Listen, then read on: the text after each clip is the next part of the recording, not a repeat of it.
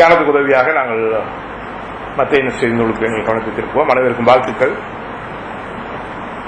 மத்தேயு நற்செய்தி நூல் 5ஆம் அதிகாரம் 38 தொடக்கம் 42 வசனங்களை நான் வாசிக்கிறேன். கவனமாக என்னோடு கூட வார்த்தைகளை சொல்லுங்கள்.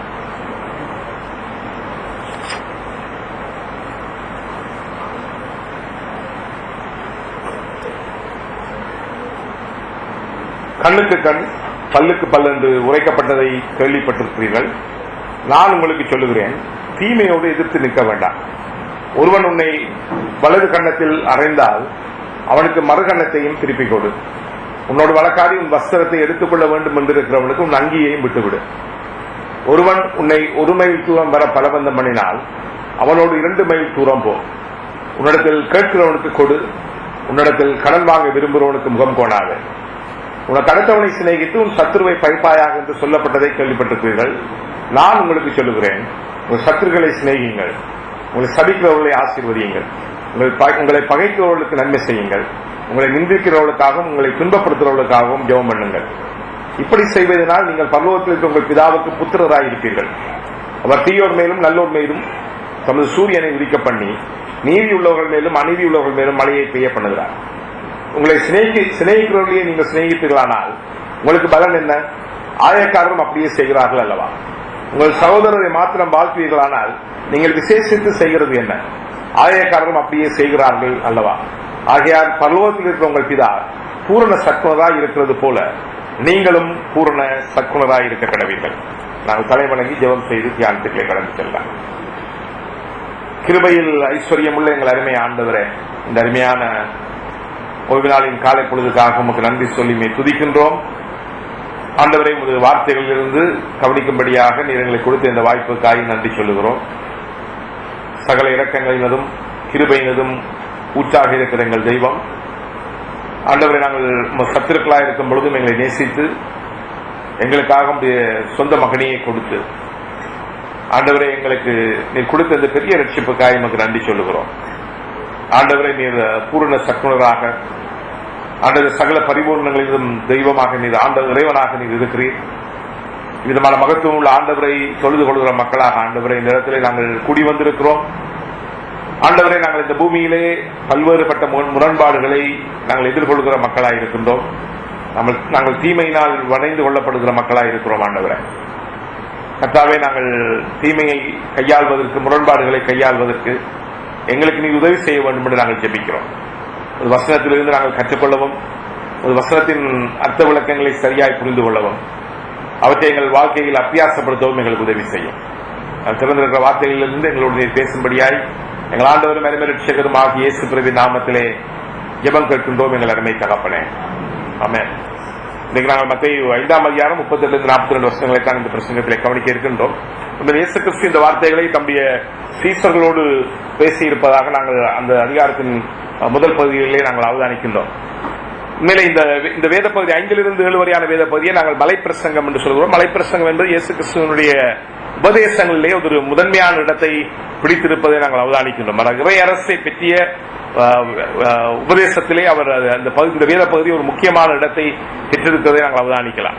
இயேசு இங்கே தம்முடைய சீசர்களோடு பேசிக் கொண்டிருக்கிறார். ஏனென்றால் அவர்கள் இறைவரசின் மக்களாக, பிள்ளைகளாக இருக்கிறார்கள் என்பது தெளிவாக இயேசு கிறிஸ்துவின் வாதமாக இருக்கிறது. யூதர்கள் இறைவனுடைய அரசை எதிர்பார்த்தார்கள். ஆனால் அவர்கள் எதிர்பார்த்தது போன்றதாக இயேசு பிரகடனப்படுத்துகின்ற, இயேசு பேசி இருக்கின்ற இறை அரசு இருக்கவில்லை. எனவே அவர்கள் இயேசு கிறிஸ்துவை மறுதளிப்பதை நாங்கள் அவதானிக்கிறோம். அவர்கள் ஒரு விதமா ஒரு மெட்டீரியலிஸ்டிக்கான, உலக ரீதியான ஒரு அரசை, தாவீதின் வழி அரசை அவர்கள் எதிர்பார்த்தார்கள் மேசியா ஊடாக. இயேசு கிறிஸ்து அவருடைய எதிர்பார்ப்பை பூர்த்தி செய்கிறவராக இருக்கவில்லை. எனவே அவர்கள் தொடர்ந்து இயேசு கிறிஸ்துவை நிராகரிக்கிறதை நாங்கள் வேதாகமத்திலே அவதானிக்கிறோம். மத்தேயு இந்த நற்செய்தி நூலை யூதர்களுக்கு தான் எழுதியிருக்கிறார். அவை மத்தேயு இந்த நற்செய்தி நூலிலே இயேசு கிறிஸ்துவின் மூலமாக இறை அரசு இந்த பூமிக்கு அது கட்டி எழுப்பப்படுகிறது என்பதையும், இயேசு கிறிஸ்துவின் திரும்பவுமான வருகையில் அது பரிபூர்ணத்தை அடையும் என்பதையும் தெளிவாக காண்பித்திருக்கிறார். அதாவது எப்பொழுது ஒரு மனுஷன் இயேசு கிறிஸ்துவின் இறை அரசுக்குள்ளே வருகின்றானோ, இயேசுவை ஆண்டோர் ரட்சகரமாக ஏற்றுக் கொள்கிறானோ, அப்பொழுது இறை அரசு அவனுடைய இருதயத்துக்குள்ளே அவன் மீது ஆட்சி செலுத்தும்படி வந்திருக்கிறது. அது அவனை ஆளுகிறது. அது அவனுடைய இருதயத்தை ஆட்சி செய்கிறது, அவனுடைய சிந்தையை ஆட்சி செய்கிறது. உலகத்தை அவன் பார்க்கின்ற முறையின் மீது அது தாக்கத்தை ஏற்படுத்துகிறது. எனவே இந்த மலைப்பிரசங்க வேத பகுதியிலே இறையரசின் மக்களாக உங்கள் இயேசு கிறிஸ்து அவர்களுடைய நீதி எவ்விதமானதாக இருக்க வேண்டும் அல்லது அவர்களுடைய அவுட்லுக், உலகத்தை பற்றி அவருடைய பார்வை, உலகத்தின் மீதான அவருடைய அணுகுமுறை எப்படி இருக்க வேண்டும் என்பதை குறித்து பேசி இருப்பதை அவதானிக்கிறோம். நாங்கள் முதல் 5ஆம் அதிகாரத்தின் 3-12 வசனங்கள் இயேசு கிறிஸ்து பாக்கியவான்கள் யார் என்பதை குறித்து பேசுகிறார். அதாவது எப்பொழுது நாங்கள் இறைவனுடைய அரசை ஏற்றுக்கொண்டிருக்கிறோமோ அப்பொழுது நாங்கள் பாக்கியவான்களா இருக்கின்றோம். இங்கே இயேசு கிறிஸ்து இவ்விதமாக நாங்கள் செய்தால் நாங்கள் பாக்கியவான்களா இருப்போம் என்று அவர் சொல்லவில்லை. மாறாக நாங்கள் பாக்கியவான்களா இருப்பதனாலே இப்படிப்பட்டவர்களா இருக்கிறோம் என்பதை அவர் அங்கே காண்பிக்க முயற்சிக்கிறதை நாங்கள் அவதானிக்கிறோம். அதாவது இந்த 3-12 வசனங்களிலே எங்களுடைய எசென்சியல் நேச்சர், அதாவது இறையரசின் மக்களாக நாங்கள் இருப்போம் என்று சொன்னால், அதனுடைய அங்கத்தோட நாங்கள் இருப்போம் என்று சொன்னால், இருக்கிறோம் என்று சொன்னால், எங்களுடைய அடிப்படையான தன்மை எப்படி இருக்கிறது என்பதை குறித்து அவர் 3-12 வசனங்களில் பேசியிருக்கிறார். பிற்பாடு 13-16 வசனங்களிலே உலகத்திலே எங்களுடைய நோக்கம், நாங்கள் வைக்கப்பட்டிருப்பதன் நோக்கம், எங்களுடைய தொழிற்பாடு என்ன என்பதை அவர் அங்கே பேசுவதை நாங்கள் அவதானிக்கிறோம். அதாவது இறைவனுடைய மக்களாக நாங்கள் பூமிக்கு ஒளியாக, உப்பாக பூமியில வைக்கப்பட்டிருக்கின்றோம். நாங்கள் எங்களுடைய நற்செயல்கள் மூலமாக கடவுளுடைய அரசை, இறைவனை நாங்கள் மகிமைப்படுத்தி உலகத்துக்கு காண்பிக்க பொறுப்பாளிகளாக இருக்கிறோம் என்பதை அவர் அங்கே பேசுவதை நாங்கள் அவதானிக்கிறோம். பிற்பாடு 17 தொடக்கம் அங்கே நாங்கள் சில வசனங்களை நாங்கள் அவதானிக்கும் போது, 17 தொடக்கம் 20 வசனங்களை நாங்கள் அவதானிக்கும் போது, அந்த வசனங்களிலே நியாயப்பிரமாணத்தோடு தொடர்புடைய முறையிலே தன்னையும் தன்னுடைய உபதேசத்தையும் அவர் முன்வைப்பதை நாங்கள் அவதானிக்கிறோம். அவர் நியாயப்பிரமாணத்தை அளிக்க வரவில்லை, மாறாக அதை நிறைவேற்ற அவர் வந்திருக்கிறார் என்பதை அங்கே காண்பிக்கின்றார்.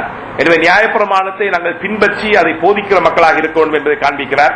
தன்னுடைய பர்பஸ் முழுவதுமே நியாயப்பிரமாணத்தை நிறைவேற்றுவதாக இருக்கிறது என்பதை அவர் காண்பிக்கிறார். அதாவது தன்னோடு தொடர்புள்ள முறையிலே அவர் தன்னுடைய உபதேசமும் தன்னுடைய வாழ்க்கையும் நியாயப்பிரமாணத்தை அளிப்பதை நோக்கமாக கொண்டதில்லை, மாறாக அதை நிறைவேற்றுவதை நோக்கமாக கொண்டிருப்பது என்பதை அவர் இங்கே பேசுகிறார். இதை அவர் பேசுவதற்கு, இந்த பகுதியிலே பேசுவதற்கு முதன்மையான காரணம் என்னவென்று சொன்னால், நீங்கள் பிற்பாடு நீங்கள் கவனிப்பீர்களா என்றால் அந்த அதிகாரம் முழுவதிலுமே தொடர்ச்சியாக குறிப்பாக 6 வெவ்வேறு விஷயங்களிலே நியாயப்பிரமாணத்தின் உபதேசத்தை எடுத்து அவர் இங்கே கையாள முயற்சிக்கிறார். சாதாரணமான ஒரு மேலோட்டமான முறையிலே நாங்கள் பார்க்கும் பொழுது அவர் நியாயப்பிரமாணத்தை முரண்படுத்துவது அல்லது அவர் நியாயப்பிரமாணத்தை அழிக்க முயற்சிப்பது போல இருக்கின்றது. பல்வேறு விஷயங்களே நீங்கள் அந்த பகுதியில் அவதானிக்கலாம். இயேசு கிறிஸ்து குறிப்பாக 6 விஷயங்கள் அந்த பகுதியில் எடுக்கிறார்.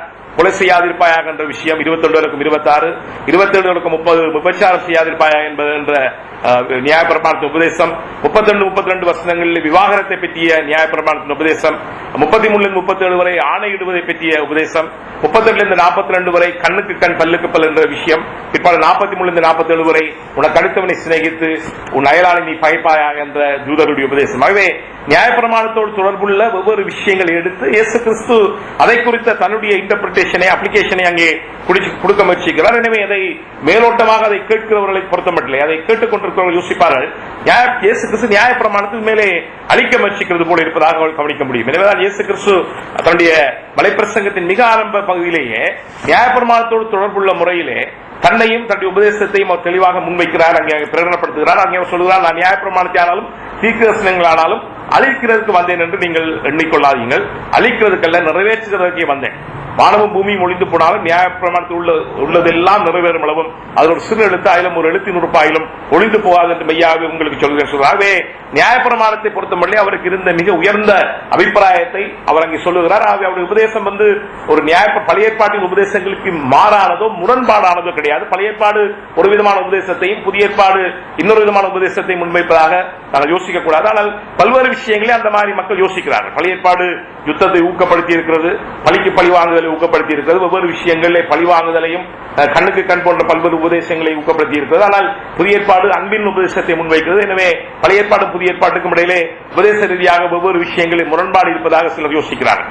அவங்க ஒரு இயேசு கிறிஸ்து சூப்பர் ஸ்பிரிச்சுவாலிட்டி ஒன்றை முன்வைக்கிறார் என்று யோசிக்கிறவர்கள் இருக்கிறார்கள். அது உண்மை அல்ல. இயேசு கிறிஸ்து ஒரு சூப்பர் ஸ்பிரிச்சுவாலிட்டியோ அல்லது ஒரு புதிய உபதேசத்தையோ அவர் கொடுக்க முயற்சிக்கவில்லை. மாறாக இந்த உபதேசம், இந்த பகுதியில் பேசப்படுற எல்லா விஷயங்களையும் நாங்கள் புரிந்து கொள்வதற்கு உதவக்கூடிய வசனம் என்னவென்றால் 20வது வசனம். அந்த 20வது வசனம் தான் இந்த முழு இந்த மலைப்பிரசங்கத்தினுடைய போக்கஸ். அது என்னவென்று சொன்னால், இயேசு கிறிஸ்துவின் நாட்களிலே பரிசேயர், வேதபாரகர் இவர்கள் தான் தங்களை நீதிமான்கள் என்று காட்டிக் கொண்டார்கள். மக்களும் இவர்களை தான் நீதிமான்கள் என்று கண்டார்கள்.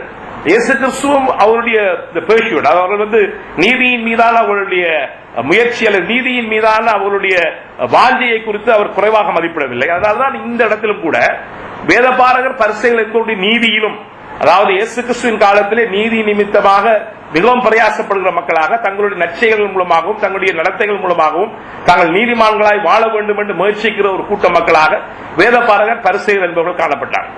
ஆகவே இயேசு கிறிஸ்து அவருடைய அந்த நீதிக்கான முயற்சியை, அவர்கள் நீதிக்கான அவருடைய விருப்பங்களை அவர் தவறு என்று சொல்லவில்லை. மாறாக அவருடைய நீதிக்கான முயற்சி அல்லது அவருடைய நடத்தைகளிலே இருக்கின்ற ஒரு பெரும் குறைபாட்டை அவர் கண்டார். அதனாலதான் அவர் அங்கே பேசும் பொழுது அந்த 20ஆம் வசனத்திலே வேதபாரகர், பரிசேயர் என்பவருடைய நீதியிலும் உங்கள் நீதி அதிகமாகிராவிட்டால் பரலோக ராஜ்யத்தில் பிரவேசிக்க மாட்டீர்கள் என்று உங்களுக்கு சொல்லுகிறேன் என்று அவர் சொல்லுகிறார். பிற்பாடு நீங்கள் 21ஆம் வசனத்திலிருந்து 7ஆம் அதிகாரம் வரை அந்த மலைப்பிரசங்கம் முழுவதும் என்னத்தை போக்கஸ் பண்ணுகிறார் என்றால், எந்த விதத்திலே குறிப்பான முறையிலும் வெளிப்படுத்தப்பட்ட முறையிலும் தெளிவாகவும் வேதபாரகர், பரிசேயர் என்பவருடைய நீதியிலும் இறையரசின் மக்களாகிய உங்களுடைய நீதி, தேசுடைய சீசருடைய நீதி எவ்விதமாக மேம்பட்டதாக இருக்க வேண்டும். அங்கே அவர் குறிப்பிடுகிற விஷயத்தை தான் அவரை வெளிப்படுத்த முயற்சிக்கிறார். 20ஆம் வசனம் தான் இந்த மலைப்பிரசங்கம் முழுவதுக்குமான போக்கஸ் ஆகியிருக்கிறது. அந்த 20ஆம் வசனத்துக்கு பிற்பாடு அவர் பேசுகிற எல்லா விஷயங்களிலும் அங்கு நியாயப்பிரமாணவாதிகளாக இருந்த வேதபாரகரும் பரிசேயரும் கொடுக்கிற இன்டர்பிரேஷனை அவர் தெளிவாக முன்வைத்து அவர் அங்கே அதுக்கு அவர் சரியான இன்டர்பிரேஷன் அவர் கொடுக்க முயற்சிக்கிறார். 5ஆம் அதிகாரத்தில் ஒவ்வொரு 6 நியாயப்பிரமாணத்தோடு தொடர்புள்ள விஷயங்கள் எடுக்கிறார். 6ஆம் அதிகாரத்துக்கு நீங்கள் வருவீர்களா இருந்தால் ஜெபத்தோடு அல்லது உபவாசம் போன்ற விஷயங்களோடு வருகிறார். 7ஆம் அதிகாரத்திலே உலகத்தை பற்றிய விஷயங்களை அவருக்குள்ள கரசனிலை கொண்டு வருகிறார். விதமாக இயேசு கிறிஸ்து அந்த முழு மலை பிரசங்கத்திலும் வேதபாரகர், பரிசேயர்களுடைய நீதியை விட இறையரசின் மக்களுடைய நீதி எவ்விதமாக மேம்பட்டதாக இருக்க வேண்டும் என்பதை காண்பிக்கிறார். அதான் போக்கஸ் ஆக இருக்கிறது. இந்த பின்னணியில நாங்கள் அந்த முழு மலைப்பிரசங்கத்தையும் நாங்கள் யோசிக்க முயற்சிக்க வேண்டும். இப்ப பரிசேயர், வேதபாரகர் தான் இயேசு கிறிஸ்துவின் நாட்களிலே நியாயப்பிரமாணத்துக்கான ஒபிஷியல் இன்டர்பிரட்டர்ஸா இருந்தார். உங்களுக்கு தெரியும், வேதபாரகர் என்பவர்கள் வேதபாரகருடைய வார்த்தையுடைய பொருளே மாணவர்கள். உண்மையில் அவருடைய பணி என்னவென்று சொன்னால் வேதாகமத்தை கொப்பி பண்ணுவதுதான் அவருடைய கையெழுத்தாக வேதாகமத்தை பிரதி பண்ணுவதுதான் அவருடைய முதன்மையான பணியாக இருந்தது. எனவே வேதாகமத்தை பிரதி பண்ணுவதை முதன்மையான பணியாக அவர்கள் கொண்டிருந்ததனால வேதாகம மாணவர்களாகவும் வேதாகமத்தை மக்களுக்கு சொல்லிக் கொடுப்பதாக இருந்தார்கள். எனவே அவர்கள் தான் முதன்மையாக ரபி என்று அழைக்கப்பட்டார்கள். அது மாத்திரமல்லாமல் அவர் வேதாகமத்தை இன்டர்பிரேட் பண்ணுவதற்கு பொறுப்பாளிகளாக இருந்ததனாலே, அவர்கள் நியாயப்பிரமாணத்தை கையாள்வதனாலே அவர்கள் தான் லோயஸாகவும் பணியாற்றினார்கள். அதனால் இயேசு கிறிஸ்துவை அவர்கள் ஏற்றுக்கொள்ளவில்லை. அவரை மேசியாக ஏற்றுக்கொள்வதற்கு அவர் பொருத்தமானவர் அல்ல என்று அவர் யோசித்தார்கள். எனவே இயேசுவோடு முரண்பட்டார்கள். பரிசேயர்கள் என்பவர்கள் உண்மையில சினகோக்கு பொறுப்பாக இருந்தவர்கள் பரிசேயர்கள் தான். அவர்கள் இன்டர் டெஸ்டமெண்டல் பீரியட்லே சாதாரண மக்களில் இருந்து எழும்பிய ஒரு குழு. அவர்கள் என்ன யோசித்தார்கள் என்றால், வேதாகமத்தை, நியாயப்பிரமாணத்தை, சடங்காச்சாரங்களை, அது மாத்திரமில்லாமல் பாரம்பரியங்களை நாங்கள் ஸ்ட்ரிக்டாக ரொம்ப கவனமாக பின்பற்ற வேண்டியது அவசியம் என்று விசுவாசித்தார்கள். இப்படி நாங்கள் ஸ்ட்ரிக்டாக கவனமாக அவற்றை நாங்கள் பின்பற்றும் பொழுதுதான் நாங்கள் இறையரசின் மக்களாக அல்லது நாங்கள் நீதி உள்ளவர்களாக கடவுளுடைய ராஜ்யத்துக்கு பொருத்தமானவர்களாக நாங்கள் இருக்கிறோம் என்று யோசித்தார்கள். எனவே அவர்கள் இயேசுவை கடுமையாக எதிர்த்தார்கள். என்ன சொன்னால், அவர் சாபத்தை எல்லாம், அவர் அந்த ட்ரெடிஷனை அல்லது நியாயப்பிரமாணத்தின் சடங்காச்சாரங்களை பற்றிய சட்டங்களை எல்லாம் அவர் கடுமையாக மீறினார். எனவே அவர்களுக்கு அவருடைய அந்த செயற்பாடுகள் மிகவும் கடுமையான பாதிப்பை, எதிர்ப்பை உண்டு பண்ணியது. அவர்களுக்கு மிகவும் அது ஏற்றுக்கொள்ள கடினமாக இருந்தது. அது மாத்திரமல்ல, இயேசு கிறிஸ்துவினுடைய இறைமகன் என்ற கோரிக்கை, அவருடைய தெய்வீக கோரிக்கைகள் எல்லாம் அவருக்கு மிகவும் கடுமையான எதிர்ப்பை அவர்கள் மத்தியில் உண்டாக்கியது. எனவே அவர்கள் கடுமையாக இயேசு கிறிஸ்துவை எதிர்த்தார்கள். ஆனால் அவர்கள் தங்களுடைய வாழ்நாளிலே அவர்கள் நீதியுள்ள மக்களாக, நீதியை கடைபிடிக்கிற மக்களாக இருக்க வேண்டும் என்று மிகவும் பிரயாசப்பட்டார்கள். நியாயப்பிரமாணத்தை கடுமையாக பின்பற்ற முயற்சித்தார்கள். சடங்காச்சாரங்களை கடுமையாக பின்பற்ற முயற்சித்தார்கள். பாரம்பரியத்தை கடுமையாக பின்பற்ற முயற்சித்தார்கள். அவை இயேசு கிறிஸ்து உண்மையில பரிசேயரோடு தொடர்புள்ள முறையிலே ஒரு இடத்தில் அவர் சொல்கிறார், அவர்கள் வெள்ளி அடிக்கப்பட்ட கல்லறைகளாக இருக்கிறார்கள், அவர்கள் ஹிப்போக்ரட்டிக்ஸா இருக்கிறார்கள் என்று அவர் மத்திய 23 தெளிவாக சொல்கிறார். காரணம் என்ன சொன்னால், நீதியை குறித்த ஒரு மிகுந்த ஆர்வம் அவர்களுக்கு இருந்தாலும் அவர்கள் ஒரு அவுட்வேர்டான முறையிலே அவர்கள் நீதியை பற்றி யோசிக்கிறார்களே தவிர அவருடைய மோட்டிவேஷன் என்ன என்பதை பற்றி அல்லது அவருடைய இருதயபூர்வமாக அந்த நீதியை பின்பற்றுவதை குறித்து அவர்களுக்கு பெரிய ஆர்வம் இல்லை. மாறாக அவர்கள் வெளிப்பிரகாரமான முறைகளில் தான் நீதியை பற்றி அவருடைய கரசனைகள் இருந்ததே தவிர உள்ளார்த்தமான முறையிலே அவர்களுக்கு நீதியை பற்றிய உண்மையான கரசனை இருக்கவில்லை. அவருடைய மோட்டிவ் ஆஃப் ஆக்ஷன், நான் ஒரு விஷயத்தை செய்யும் பொழுது அதற்கான காரணம் என்ன, உண்மையில் இந்த இருதயம் என்னத்தை எவ்விதமாக இருக்கிறது இந்த விஷயங்கள் என்பதை குறித்து அவர்களுக்கு பெரிய அக்கறை இருக்கவில்லை. உண்மையிலே அவர்கள் நீதி என்பது அல்லது கடவுளுடைய இரக்கம், நீதி என்ற விஷயங்களிலே அவர்கள் உண்மையான இன்டென்ஷனாக இருந்த மெய்யான ஆக்சுவல் ரைச்சஸ்னஸ் அல்லது இரக்கம், ஏழைகள் தேவை உள்ளவர்கள் மத்தியிலான கடவுளுடைய கரிசனை, இந்த விஷயங்களை பற்றி எல்லாம் அவர்கள் ஒன்றுமே யோசிக்கவில்லை. மாறாக நியாயப்பிரமாணத்தை ஸ்ட்ரிக்டாக நாங்கள் ஃபாலோ பண்ண வேண்டும், சடங்காச்சாரங்களை கவனமாக நாங்கள் கையாள வேண்டும், அதே மாதிரி பாரம்பரியத்தை நாங்கள் விட்டுவிடக்கூடாது, அவை கடுமையாக கையாள வேண்டும். அப்படி நாங்கள் கடுமையாக இதையெல்லாம் கையாளும் பொழுதுதான் கடவுளுடைய அரசு ஸ்தாபிக்கப்படும் என்று அவர்கள் நம்பினார்கள். இறை அரசுக்கு நாங்கள் இதன் மூலமாக பரலோக ராஜ்யத்துக்கு நாங்கள் சென்று விட முடியும் நம்பினார்கள். ஒரு விதத்தில் இந்த விதத்தில் அவர்கள் இயேசு கிறிஸ்துவுக்கு முற்றும் முரணாக இருக்கிறார்கள். இயேசு கிறிஸ்து கடுமையாக அவர்கள் எதிர்க்க வேண்டியது என்ன சொன்னால், இயேசு கிறிஸ்து மனிதர்கள் நியாயப்பிரமாணத்தை பின்பற்றி அவர்கள் தங்களை மீட்டுக் கொள்ள முடியாது என்பதனால்தான் உலகத்துக்கு ரட்சகர் வருகிறார். மேலே இயேசு கிறிஸ்து உலகத்துக்கு ரட்சகராய் வரும்பொழுது ரட்சகர் தேவையில்லை என்ற ஒரு கருத்தை தான் அவர்கள் வைத்திருந்தார்கள். அதாவது ஒரு பரலோக ராஜ்யத்தில் பிரவேசிப்பதற்கு அவனுக்கு ரட்சகர் என்ற ஒருவர் தேவையில்லை. எங்களுக்கு மேசியா வேண்டும் என்னத்துக்கு சொன்னால் தாவீதின் அரசை திரும்பவும் இந்த உலகத்திலே ஸ்தாபிப்பதற்கு. மாறாக ஆபிரகாமின் சந்ததியாராகிய நாங்கள் ஏற்கனவே இறைவனுடைய அரசிலே பரலோக ராஜ்யத்தில் இருக்கிறோம் என்று சொன்னால், நாங்கள் நியாயப்பிரமாணத்தை கடுமையான முறையில் பின்பற்றி வருவோம் என்று சொன்னால், நாங்கள் சடங்காச்சாரங்களை, பாரம்பரியங்களை, செரமனிஸை நாங்கள் கடுமையாக பின்பற்றி வருவோம் என்று சொன்னால் நாங்கள் பரலோக ராஜ்யத்தில் இருக்கிறோம் என்று யோசித்தார். எனவே இந்த விதத்தில் தான் இயேசு கிறிஸ்து என்ன செய்கிறார் என்றால், இந்த 5ஆம் அதிகாரத்திலே 6 அவர்களுடைய அப்ளிகேஷனை, அவருடைய இன்டர்பிரிட்டேஷனை, அதாவது நியாயப்பிரமாணத்துக்கான அவர்களுடைய இன்டர்பிரிட்டேஷனை எடுத்து அவர் என்ன செய்கிறார் சொன்னால், அவர்களுடைய டீச்சிங்கோடு அவர் எவ்விதமாய் முரண்படுகிறார் என்பதை காண்பித்து சரியான இன்டர்பிரிட்டேஷன் அவர் கொடுக்க முயற்சிக்கிறார். அது மாத்திரமல்லாமல் தம்முடைய சீசர்கள் மத்தியிலே எவ்விதமாக அது காணப்பட வேண்டும் என்பதை, தம்முடைய சீசர்கள் எவ்விதமாக பரிசேய வேதபாருடைய நீதி என்பதிலும் மேம்பட்டதாக ஒரு நீதி இருக்க வேண்டும் என்று சொன்னால், அவர்கள் மத்தியில் இந்த விஷயங்கள் எவ்விதமாக கையாளப்பட வேண்டும் என்பதை அவர் அங்கே காண்பிக்கிறார். அதன் மூலமாக தம்முடைய சிஷ்யர்களுடைய நீதி என்பது பிதாவின் பூர்ண சக்குனத்துக்கு சமாந்தரமானதாக இருக்க வேண்டும். அதனால்தான் அந்த அதிகாரத்தை அவர் முடிக்கும் போது, ஆகையால் பரலோகத்திற்கு உங்கள் பிதா பூர்ண சக்குனதா இருக்கிறது போல நீங்களும் பூர்ண சக்குனதா இருக்க கடவீர்கள் என்று சொல்லி அவர் அங்கே சொல்வதை நாங்கள் அவதானிக்கிறோம். அவை நீங்கள் கவனிக்கலாம், இந்த 6 விஷயங்களிலும் பரிசேயரும் இயேசு கிறிஸ்துவும் முரண்பட்ட இன்டர்பிரிட்டேஷனை கொடுத்தார். உதாரணமாக இந்த 21 வரைக்கும் 26 கொலை செய்யா இருப்பாயாக. பரிசேயர் இன்டர்பிரிட்டேஷன் நீ உடனே கொலை செய்யக்கூடாது. இயேசுக்கு சொல்லுகிறார், நீ கோவப்படாது, யார் மீதும் கோவப்படாது என்றார். ஆகவே பரிசேயருடைய உபதேசத்துக்கும் இயேசு கிறிஸ்துவின் உபதேசத்துக்கும் அங்கே இன்டர்பிரிட்டேஷனுக்கும் அல்ல அப்ளிகேஷனுக்கும் வித்தியாசம் இருக்கு. அதாவது கொலை செய்யாதிருப்பாயாக என்ற பழைய உடன்படிக்கை எனது நியாயப்பிரமாணத்தின் கட்டளை அவர்கள் எடுத்து லிட்டரலாக நீ ஒருவனை கொலை செய்யாது என்று சொல்கிறார். இயேசுக்கு சொல்கிறார், நீ ஒருவன் மீதும் எரிச்சல் அடையாது, இருதயத்திலே ஒருவன் மீதும் நீ கோபம் கொள்ளாது என்று சொல்கிறார். அல்லது விபச்சாரம் செய்யாது என்ற உபதேசத்தை எடுத்து நீ பிசிக்கலாக விபச்சாரம் செய்வது பாவம் என்று அவர் சொல்கிறார். இயேசு சொல்றார், நீ இச்சையுள்ள சிந்தையை உன் இருதயத்தில் உன் சிந்தையில இச்சை வரக்கூடாதுன்னு சொல்கிறார். சிந்தையில இச்சை வருவதே விபச்சாரத்துக்கு சமமான பாவம் என்று சொல்கிறார். அல்லது விவாகரத்தை பொறுத்தவரை நீ தள்ளுதற் சீட்டை கொடுத்து எப்ப வேணாலும் யாரை எப்ப வேணாலும் உன் மனைவியை நீ விவாகரத்து பண்ணலாம் என்று அவர் சொல்கிறார். இயேசு கிறிஸ்து விவாகரத்து செய்யாது என்று சொல்கிறார். அல்லது ஆணையிடலை பொறுத்தமட்டிலே பரிசேயர் வேதபாரர் என்று சொல்கிறார்கள், நீங்கள் ஒரு ஆணையை செய்வீர்களா இருந்தால் நீங்கள் கடைசி மட்டும் அதை மீறக்கூடாது, நீங்கள் அதை நிறைவேற்ற வேண்டும் ரொம்ப ஸ்ட்ரிக்டாக. இயேசுக்கு சொல்ற, நீ ஒண்ணுமே ஆணையை நீ செய்யாது அப்படின்றார். நீ ஒன்று மீதும் ஒரு ஆணையும் செய்யாது, நீ உண்மையை பேசி வாழ்ந்துட்டு போ, அவ்வளவுதான், நீ ஆணையிட்டெல்லாம் வாழ முயற்சிக்காது அப்படின்னு சொல்றார். அல்லது அடுத்த விஷயத்தை கண்ணுக்கு கண் பல்லுக்கு பல்லே அவங்க என்ன சொல்கிறார்கள், நீங்கள் கண்ணுக்கு கண்ணும் பல்லுக்கு பல்லுமாக செயல்பட வேண்டும் சொல்லுகிறார். ரிவெஞ்ச் நீங்க எடுக்க வேண்டும் சொல்லி அங்கே பரிசேயர்கள் படிப்பீங்களா? இயேசுக்கு சொல்லுகிறார், நீ பழி வாங்க யோசிக்காதே, நீ பழிக்கு பழி வாங்க நீ முயற்சிக்காது, தீமைக்கு தீமை செய்ய நீ முயற்சிக்காது. அல்லது பரிசேயர் வேதபாரர்கள் என்ன யோசிக்கிறார்கள், நீங்கள் உனக்கு அடுத்தவன் அல்லது ஜூதர்களை நீ சிநேகித்து மற்றவர்களை நீ வெறுக்க வேண்டும் என்று சொல்றார். இந்த 6வது இயேசு கிறிஸ்து எடுத்தாளுகிற இந்த பாயிண்ட் மட்டுமே நியாயப்பிரமாணத்தில் நேரடியாக சொல்லப்படவில்லை. மற்ற எல்லாத்துக்குமே ரெஃபரன்ஸ் இருக்கு. அந்த முதல் 5 விஷயங்களுமே நியாயப்பிரமாணத்தில் நேரடியாக சொல்லப்பட்ட விஷயங்கள். ஆனால் 6வது விஷயம் எப்படி வருதுன்னா, கலெக்டிவாக ஜூதர்கள் யோசித்த ஒரு விஷயம் இயேசு கிறிஸ்துவின் காலத்திலே. அதாவது அவர் என்ன யோசித்தார்கள் என்றால், நீ உனக்கு அடுத்தவளை சிநேகித்து உன் சத்துருவை பைப்பாயாக என்று சொல்லப்பட்டது. அது சொல்லப்பட்டது, அதாவது அது ஒரு ட்ரெடிஷனாக வந்த விஷயம். அது என்ன, கலெக்டிவாக இஸ்ரேல் மக்கள் ஜூதர்களை தங்கள் அயலவராகவும் புறவினத்து மக்களை எதிரிகளாகவும் பார்த்தார்.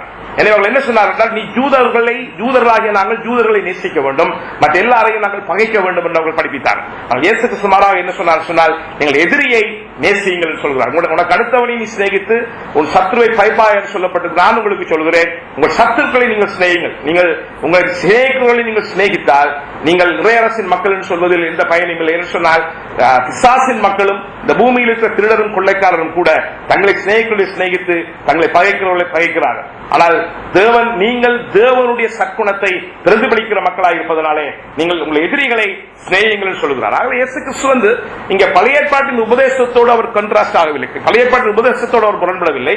மாறாக பழைய ஏற்பாட்டை குறித்த ஜூத பரிசேய வேதபாரர்களுடைய உபதேசத்தோடு தான் அவர் முரண்படுவதை நாங்கள் அவதானிக்கிறோம். அவை அவர் ஒரு சுப்பீரியர் ஸ்பிரிச்சுவாலிட்டியை பற்றி அவர் பேசவில்லை. மாறாக அவர் என்ன காண்பிக்கிறார் சொன்னால், நீதி என்ற விஷயம் தம்மை விசுவாசிக்கிற மக்கள் மத்தியிலே எப்படி இருக்க வேண்டும் என்பதை குறித்து தான் இயேசு கரிசனைப்படுகிறார். எனவே இந்த 38 தொடக்கம் 42 வரையான வசனங்களுக்கு நாங்கள் வரும் பொழுது அந்த 5வது பாயிண்ட்டுக்கு அவர் வருகிறார். என்ன சொன்னால், கண்ணுக்கு கண் பல்லுக்கு பல் என்று உரைக்கப்பட்டதை கேள்விப்படுகிற இந்த ஒவ்வொரு பாயிண்ட்டுமே இன்ட்ரோடியூஸ் பண்ணும்போது நீங்கள் உரைக்கப்பட்டதை கேள்விப்பட்டிருக்கிறது மூலமாக அவர் முன்வைக்கிறார். அவை கண்ணுக்கு கண் பல்லுக்கு பல் என்று உரைக்கப்பட்டதை கேள்விப்பட்டிருக்கிறீர்கள். இந்த கண்ணுக்கு கண் பல்லுக்கு பல் என்ற விஷயம் வந்து பழைய ஏற்பாட்டிலே 3 இடத்துல பேசப்பட்டிருக்கிறது. ஒன்று யாத்ராகமம் 21 அதிகாரம் 24 வசனத்தில் வாசிக்கிறோம், அல்லது உபாகமம் 19 18 தொடக்கம் 21, லேவியர் 24 அதிகாரத்தின் கடைசி பகுதியில் நாங்கள் வாசிக்கிறோம். அப்ப இந்த வேத பகுதி எல்லாம் என்னத்தை காண்பிக்கிறோம் சொன்னால், தெளிவாகவே கண்ணுக்கு கண் பல்லுக்கு பல் என்று வேதாகமத்திலே பேசப்பட்டிருக்கிறது. ஆனால் இந்த 3 பகுதியை நீங்கள் பார்ப்பீர்களா என்றால், தெளிவான முறையிலே இது வந்து தனிப்பட்ட மனிதர்கள் தங்கள் வாழ்க்கையில் கடைபிடிப்பதற்காக பேசப்பட்ட சொல்லப்பட்ட விஷயங்கள் அல்ல.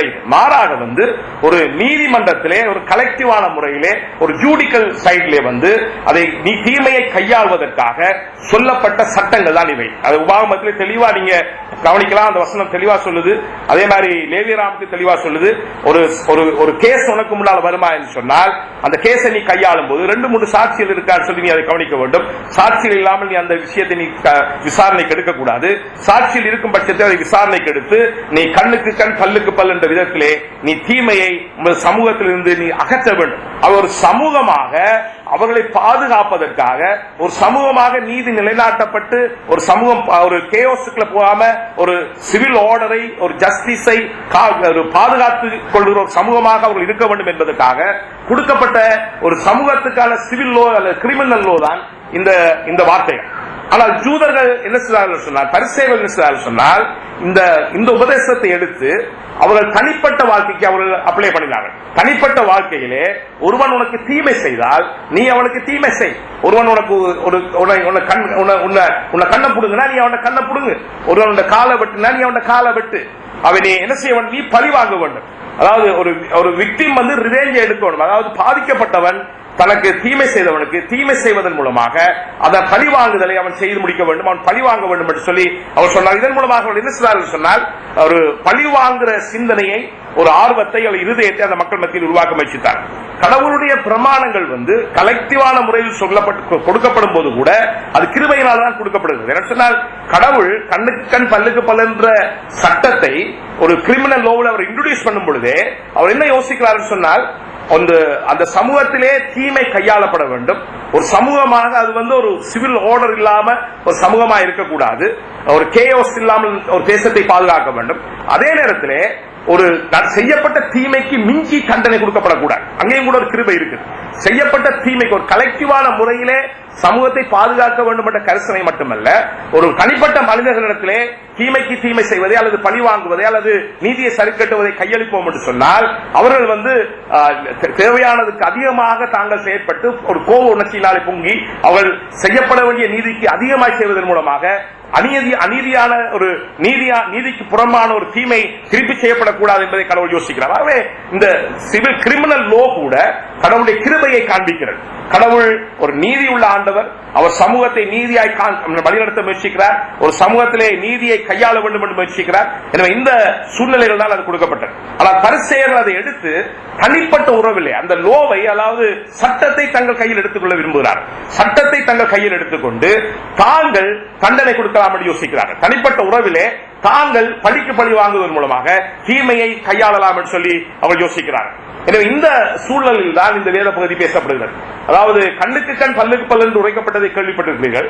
அவர் அங்கே 2 விஷயத்தை இயேசு கொண்டு வருகிறார். ஒன்று நியாயப்பிரமாணத்தில் சொல்லப்பட்டிருக்கிறது. ஆனால் அங்கே இயேசு கிறிஸ்து பேசுவது நியாயப்பிரமாணத்தில் சொல்லப்பட்டதை பற்றி அல்ல. ஏன்னா நியாயப்பிரமாணத்தில் சொல்லப்பட்டது எந்த பிரச்சனையும் இல்லை. ஏன்னா நியாயப்பிரமாணம் ஒரு கலெக்டிவான முறையிலே ஒரு கிரிமினல் லோவை ப்ரொடியூஸ் பண்றது, ஒரு கிரிமினல் லோவை ப்ரொபோஸ் பண்ணுகிறது. ஒரு கிரிமினல் கேஸாக ஒரு கேஸ் ஒரு மனுஷனுக்கு ஒரு ஜட்ஜ் ஜட்மெண்ட்டுக்கு ஒரு கோர்ட்ஸுக்கு வருமா என்று சொன்னால் நீதிபதிகள் எவ்விதமாக அதை கையாள வேண்டும் என்பதை குறித்து தான் அங்கே நியாயப்பிரமாணத்தில் பேசப்பட்டிருக்கு.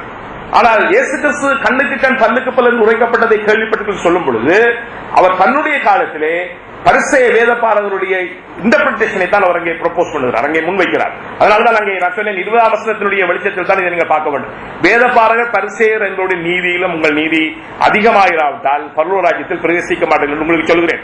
வேதபாரகர் பரிசேயருடைய நீதி என்ன? அவருடைய நீதி என்னவென்று சொன்னால், ஒருவன் உனக்கு ஒரு தீமை செய்தால் அதுக்கு சமமான தீமையை, அதுக்கு சரியான தீமையை நீ செய்வதன் மூலமாக அவனை பழிவாங்க வேண்டும். அதாவது அங்க பழிவாங்குதல் என்பது ரிவெஞ்ச் இன்கோர்பரேட்டட், ஒரு பழிவாங்குற உணர்ச்சி அவருடைய அந்த உபதேசத்திலே சேர்க்கப்பட்டிருக்கிறது. அவை இயேசு கிறிஸ்து 38ஆம் வசனத்திலே கண்ணுக்கு கண் பல்லுக்கு பல்லுக்கு உரைக்கப்பட்டதை கேள்விப்பட்டு சொல்லும் பொழுது, தனிப்பட்ட உறவிலே உனக்கு ஒருவன் தீமை செய்யும் பொழுது அதை தீமையின் மூலமாக நீ எதிர்கொள்ளு, தீமைக்கு தீமை செய்வதன் மூலமாக தீமையை நீ கையாள் என்று சொல்லி தனிப்பட்ட உறவுக்கு அன்றைக்கு பரிசேயர் வேதபாரகர்கள் படிப்பித்தார்கள். எனவே அதைத்தான் இயேசு கன்ட்ராஸ்ட் பண்ணுகிறார், அதைத்தான் இயேசு தவறுன்னு சொல்லுகிறார். நீங்க அப்பவிதமாய் கேள்விப்பட்டிருக்கிறீர்கள், நான் உங்களுக்கு சொல்லுகிறேன். ஆனால் நான் உங்களுக்கு வேறு விதமான ஒரு ப்ரொபோசலை தர முயற்சிக்கிறேன், விரும்புகிறேன் சொல்றேன். என்றால் தேவனுடைய ராஜ்யத்தின் மக்கள் மத்தியில் அப்படி இருக்கக்கூடாது. என்றால் பரிசேயர் வேதபாரகருடைய நீதியிலும் உங்கள் நீதி அதிகமாயிராவிட்டால் நீங்கள் பரலோக ராஜ்யத்தில் பிரவேசிக்க முடியாது. அந்த நீதி அதிகமாக இருக்க வேண்டும் சொன்னால் அந்த நீதி எப்படிப்பட்டதா இருக்க வேண்டும் சொன்னால், பரலோகத்தில் உங்கள் பிதா பூர்ண சக்தா இருக்கிறது போல நீங்களும் பூர்ண சக்தா இருக்கணும். உங்களுடைய நீதி பரிசேயர் வேதபாரகருடைய இன்டர்பிரேஷனிலே தங்கி இருக்கக்கூடாது, அவருடைய நீதியா கூட இருக்கக்கூடாது. அவருடைய நீதி சரியான மெய்யான நீதி அல்ல, அது ஒரு இருதயபூர்வமான நீதி அல்ல, இருதயபூர்வமான அவருடைய மோட்டிவேஷன் சரியானதல்ல. மாறாக உங்களுடைய நீதி எப்படி இருக்க வேண்டும் சொன்னால், கடவுளை பிரதிபலிக்கிற, கடவுளுடைய நீதியை பிரதிபலிக்கிறதா இருக்க வேண்டும் என்று சொல்ல முயற்சிக்கிறார். எனவே அந்த விதத்தில் தான் இயேசு அங்கே முரண்படுவதை நாங்கள் அவதானிக்கிறோம். அவை இயேசு கிறிஸ்து சொல்கிறார், தீமையை நீங்கள் கையாளும் போது நான் உங்களுக்கு சொல்கிறேன், தீமையோடு எதிர்த்து நிற்க வேண்டாம். ஒருவன் உன்னை வலது கண்ணத்தில் இருந்தால் அவனுக்கு மறுகணத்தையும் திருப்பி கொடு. உன்னோட வழக்காடியும் வஸ்திரத்தை எடுத்துக் கொள்ள வேண்டும் என்று இருக்கிறவனுக்கு உன் அங்கேயே விட்டு விடு. ஒருவன் உன்னை ஒரு மைல் தூரம் பலபந்தம் பண்ணினால் அவனோட 2 மைல் தூரம் போ. உனக்கு கேட்கிறவனுக்கு கொடு, உனக்கு கண் வாங்கி விரும்புறவனுக்கு முகம் போனார். அவை தீமையை கையாளுவதை குறித்து இங்கே இயேசு கிறிஸ்து பேசி இருக்கிறதை நாம் அவதானிக்கிறோம். ஒருவர் உனக்கு தீமை செய்தால் நீ அதை எவ்விதமாய் கையாள வேண்டும். பரிசேயர் வேதபாரகர்கள் கூட நீ கையாளக்கூடாது. அவர்கள் கண்ணுக்கு கண் பல்லுக்கு பல் என்ற பழி வாங்குவதை அவர்கள் தீர்வாக முன்வைக்கிறார்கள். அது தீர்வல்ல. மாறாக நீ எப்படி கையாள வேண்டும்? உன் பிதா பூர்ண சக்ரதா இருக்கிறது போல நீயும் பூர்ண சக்ரதா இருக்க வேண்டும். அவை பிதாவினுடைய இந்த விஷயத்தை எவ்விதமாக கையாள வேண்டும் என்று விரும்புகிறாரோ, அது இறையரசின் மனிதன் இறையரசு எவ்விதமாக இந்த விஷயத்தை கையாள வேண்டும் என்று விரும்புகிறதோ அவ்விதமாகத்தான் நீ உன்னுடைய வாழ்க்கையில் வருகின்ற தீமையை கையாள வேண்டும் என்று சொல்லுகிறார். எனவே ஒரு முரண்பாடுகளை கையாளுகிற இந்த விஷயத்தை நாங்கள் யோசிக்கும் பொழுது, எங்களுக்கு எதிராக தீமை செய்கிறவர்களை, எங்களுக்கு அநீதி செய்ய வேண்டும் என்று யோசிக்கிறவர்களை, எங்களை பகைக்கிறவர்களை, எங்களுக்கு ஏதாவது எடுத்துவிட வேண்டும் என்று யோசிக்கிறவர்களை, எங்களை துன்புறுத்தி யோசிக்கிறவர்களை, எங்களை பிசிக்கலாக எங்களை கையாள முயற்சிக்கிறவர்களை நாங்கள் எவ்விதமாக கையாளுவோம். இங்க இயேசு கிறிஸ்து பேசின விஷயம் இன்னொரு விதத்திலே சில இடங்களில் ரொம்ப தவறாக புரிந்து கொள்ளப்படுகிறது. எங்களுடைய திருச்செடியாக நாங்கள் ஆயுதம் ஏந்துகிற கொள்கைக்கு விரோதமானவர்கள், நாங்கள் பசிவிஸ்டம் சொல்கிறோம். பசிவிசம் என்ற போர்வைக்கும் கீழே சிலருடைய உபதேசம் என்னவென்று சொன்னால், இயேசு கிறிஸ்து ஒரு ரியாக்ஷனும் இல்லாமல் நீ அதை அப்படியே ஏற்றுக்கொள், எல்லா தீமையையும் நீ அடியாமவனே அப்படின்னு சொல்லி, என்ன நீ தலையை கொடுத்து அப்படியே உட்காரு, அவன் அடிக்கிற வரைக்கும் அடிச்சுட்டு போட்டும், நீ அப்படியே அடிய வாய்க்கு போயிட்டே அப்படின்னு சொல்றாரு.